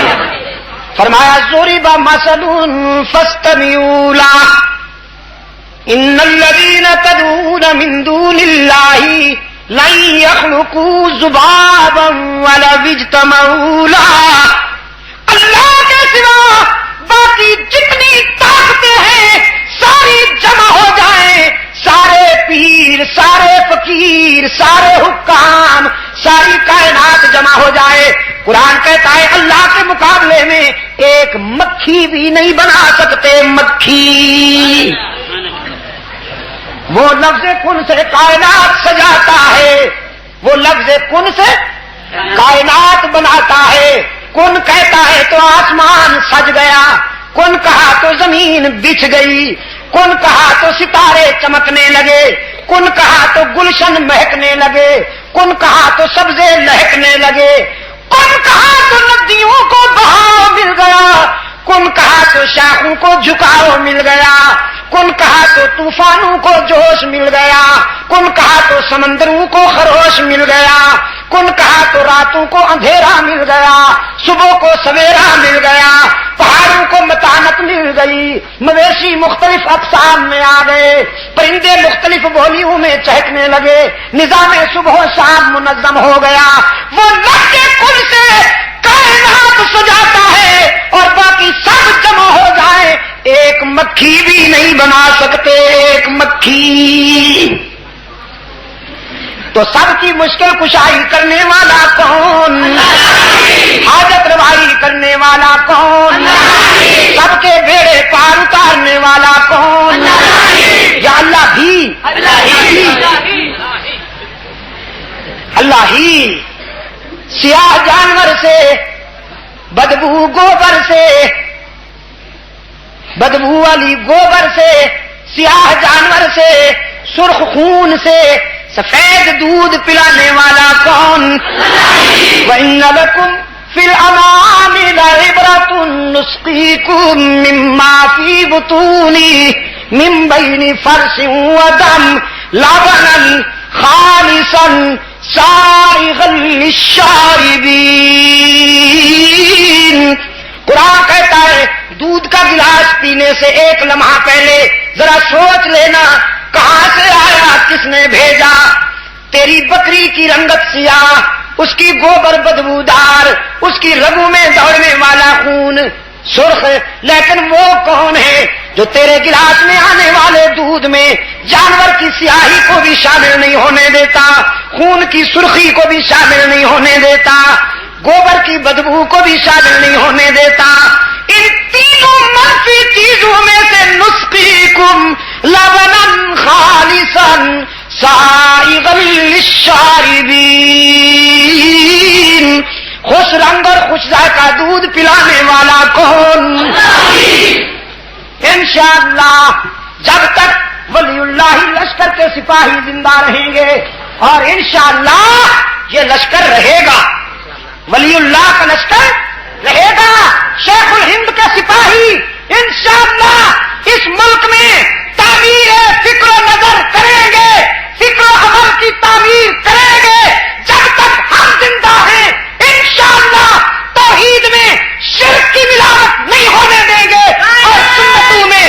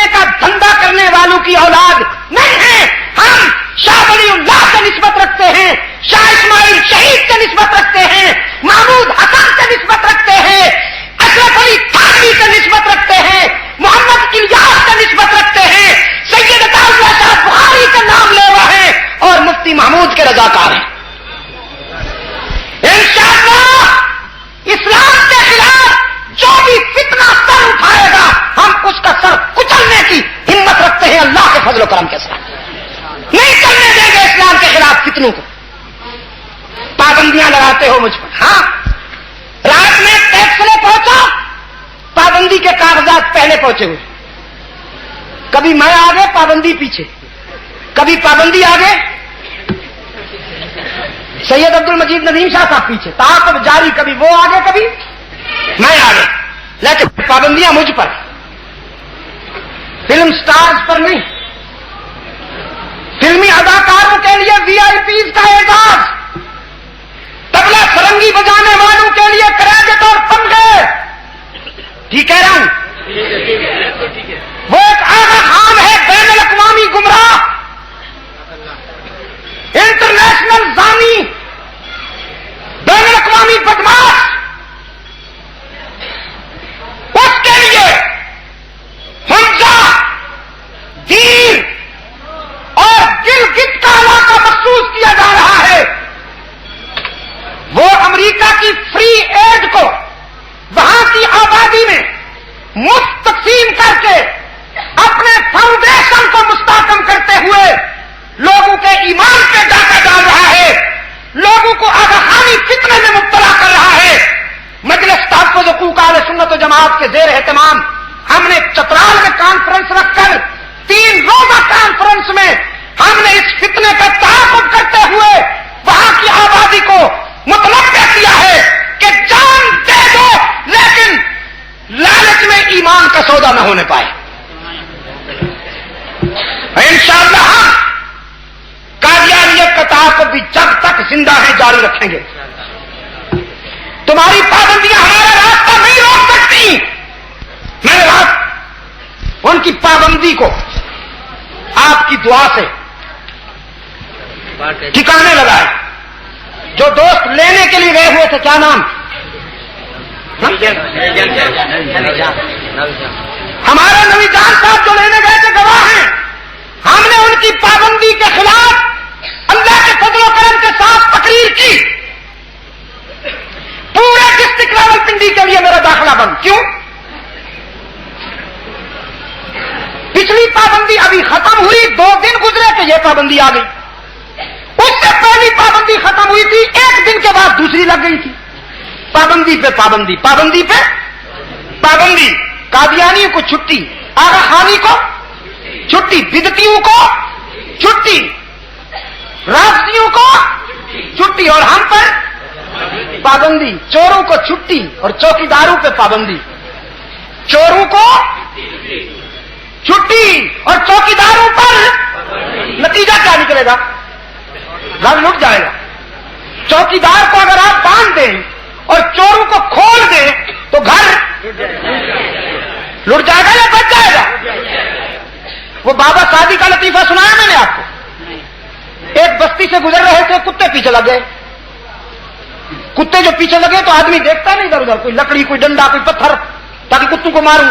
یوں دیکھا تو ایک پتھر ہاتھ آیا, اس کو اٹھایا تو وہ پتھر نیچے زمین میں دھسا ہوا تھا. بہت بڑا پتھر تھا, زمین میں دھسا ہوا, اس کا چھوٹا سا حصہ نکلا ہوا تھا. اب اٹھانا چاہا تو وہ ہاتھ نہیں آیا. فرمانے لگے اینچے عجب مردمانن, اینچے عجب مردمانن سگارا کشادن و سنگھارا بستن. اس بستی کے لوگ بھی عجیب ہیں. کتوں کو چھوڑ دیا, پتھروں کو باندھ دیا. جو باندھنے کی چیز تھی اسے چھوڑ دیا, اور جو چھوڑنے کی چیز تھی اسے باندھ دیا. فتنوں کو چھوڑ دیا اور فتنوں کے خلاف آواز بلند کرنے والوں کو باندھ دیا. لیکن اب ہم نے یہ فیصلہ کیا ہے کہ ہم ان بندشوں اور ان رکاوٹوں کو نہیں مانتے, نہیں مانتے ہم ان رکاوٹوں کو.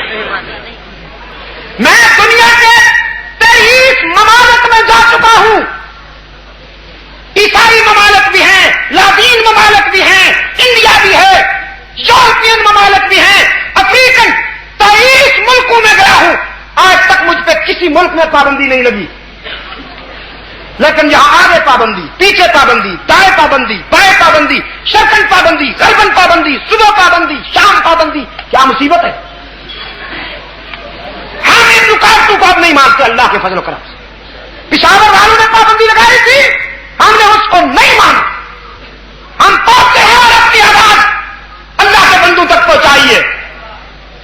انشاءاللہ جب تک زندہ رہیں گے ہمارا یہ جہاد جاری رہے گا۔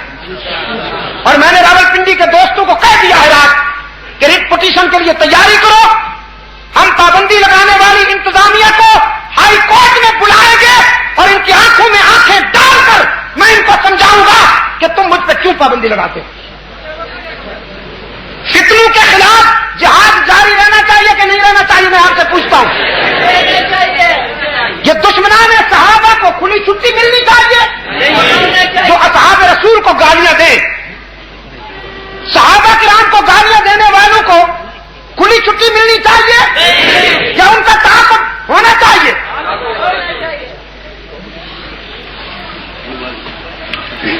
نہیں دیتا ہوں، میری مرضی۔ ہاں، حضرت نے فرمایا تھا کہ اتنے بجے سے اتنے بجے تک آپ نے بات کرنی ہے، اور میں نے کہا تھا تھکا ہوا ہوں۔ یہاں پہنچتے پہنچتے میں نے اندازہ کیا ہے تقریباً 600 میل فاصلہ ہم نے روڈ سے کیا ہے، کار سے 600 میل۔ تو میں نے کہا دعا کریں، اتنی دیر تو نہیں بول سکتا۔ اب حضرت فرما رہے ہیں کہ وقت ہو گیا ہے، اب میں نہیں مانتا، نہیں دیتا، وضو کرنے کا موقع نہیں دیتا۔ پہلے آپ نے کہا تھا اور میں نے معذرت کی تھی کہ تھکا ہوا ہوں، اب آپ فرماتے ہیں کہ وقت ہو گیا، میں نہیں مانتا۔ یہ میری برادری ہے، میں ان سے کچھ درد دل کہوں گا، ہو سکتا ہے زندگی کی آخری ملاقات ہو۔ کیوں بھائی، ہے کوئی بھروسہ؟ یہ زندگی کی شاید آخری ملاقات ہو، اگلی ملاقات ہونے تک پتہ نہیں آپ میں سے کون زندہ رہے گا یا میں زندہ رہوں گا کہ نہیں۔ تو یہ تو اس کو معلوم ہے کہ کون کب تک زندہ رہے گا۔ تو میں اپنے درد دل کی بات کہنا چاہتا ہوں آپ سے کہ صحابہ کرام کے خلاف بدزبانی کرنے والوں، ابھی ایک کتاب میرے ہاتھ آئی ہے، ایک ہفتہ ہوا، لاہور کے ایک خبیث نے وہ کتاب لکھی ہے جس میں اس نے صدیق عمر عثمان پر کھلی گالیاں لکھی ہیں، کھلی گالیاں۔ سیدہ عائشہ صدیقہ رضی اللہ تعالی عنہا کا نام عائشہ کے بجائے فاحشہ لکھا، آپ سمجھے مولانا؟ اور فاروق اعظم کے لیے جو اس نے الفاظ لکھے ہیں وہ میں دوہرا نہیں سکتا، گالیاں دی ہیں اس نے۔ میں آپ سے پوچھتا ہوں، یہ ملک و ملت کے وفادار ہیں صحابہ کو گالیاں دینے والے یا ملک و ملت کے غدار ہیں؟ یہ ملک و ملت کے غدار ہیں، اور ان کا تعاقب ہم جاری رکھیں گے جب تک زندہ ہیں انشاءاللہ۔ کوئی سمجھوتا نہیں ہو سکتا اس پر، صرف ایک صورت ہے سمجھوتے کی، اور وہ یہ کہ ہم یہ لکھ کے دینے کے لیے تیار ہیں کہ اہل بیت الزام میں سے اگر کسی کردار کے خلاف کوئی سنی بدزبانی کرے اسے گولی سے اڑا دیا جائے، وہ بھی ہمیں لکھ کے دے کہ اگر ان میں سے کوئی صحابہ کے خلاف بدزبانی کرے تو اسے بھی گولی سے اڑا دیا جائے۔ صرف یہی ایک صورت ہے اتحاد کی۔ میں اس مشن پر اپنی زندگی وقف کر چکا ہوں۔ آپ میرا ساتھ ہیں اس جہاد میں، آپ میرے ساتھ ہیں، ساتھ ہیں یا تماشائی ہیں؟ میں اگر کبھی آپ کو بلاؤں، جی ہم اسلام آباد جا کے واپس نہیں آئیں گے جناب، جب میں نے آپ کو بلایا نا اسلام آباد کے لیے پھر وہاں بیٹھیں گے انشاءاللہ، اس وقت اٹھیں گے جب بات منوائیں گے، جب تک بات نہیں منوائیں گے اس وقت تک نہیں اٹھیں گے۔ ہو سکتا ہے کہ میں خود نہ پہنچ سکوں، اپنا کوئی نمائندہ بھیجوں گا آپ کے پاس جو آپ کو یہ وعدہ یاد دلائے گا کہ آپ تشریف لائیے، صحابہ کی عزت کا پرچم لہراتے ہوئے، ام المومنین سیدہ عائشہ کی عظمت کے گیت گاتے ہوئے، اپنی جانیں ہتھیلی پہ رکھ کے آپ پہنچیں گے کہ نہیں؟ جو پہنچیں گے ذرا ہاتھ بلند کریں، رسمن نہیں، تکبیر تکبیر۔ مبلغ اسلام حضرت مولانا سید عبد المجید ندیم، مبلغ اسلام حضرت مولانا سید عبد المجید ندیم۔ ہم نے یہ مطالبہ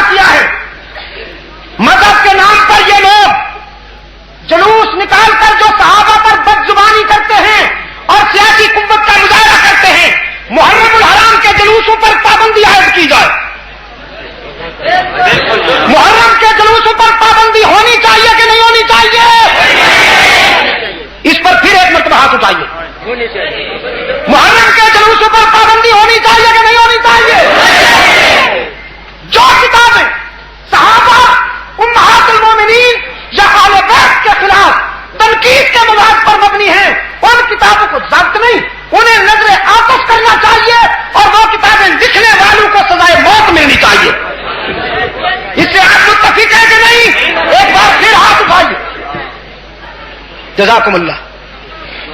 اللہ آپ کا حامی و ناصر ہو, بہت دعا گو ہو. اللہ آپ کو بہت ساری عزت عطا فرمائے. اللہ آپ کو کام کی زندگی عطا فرمائے.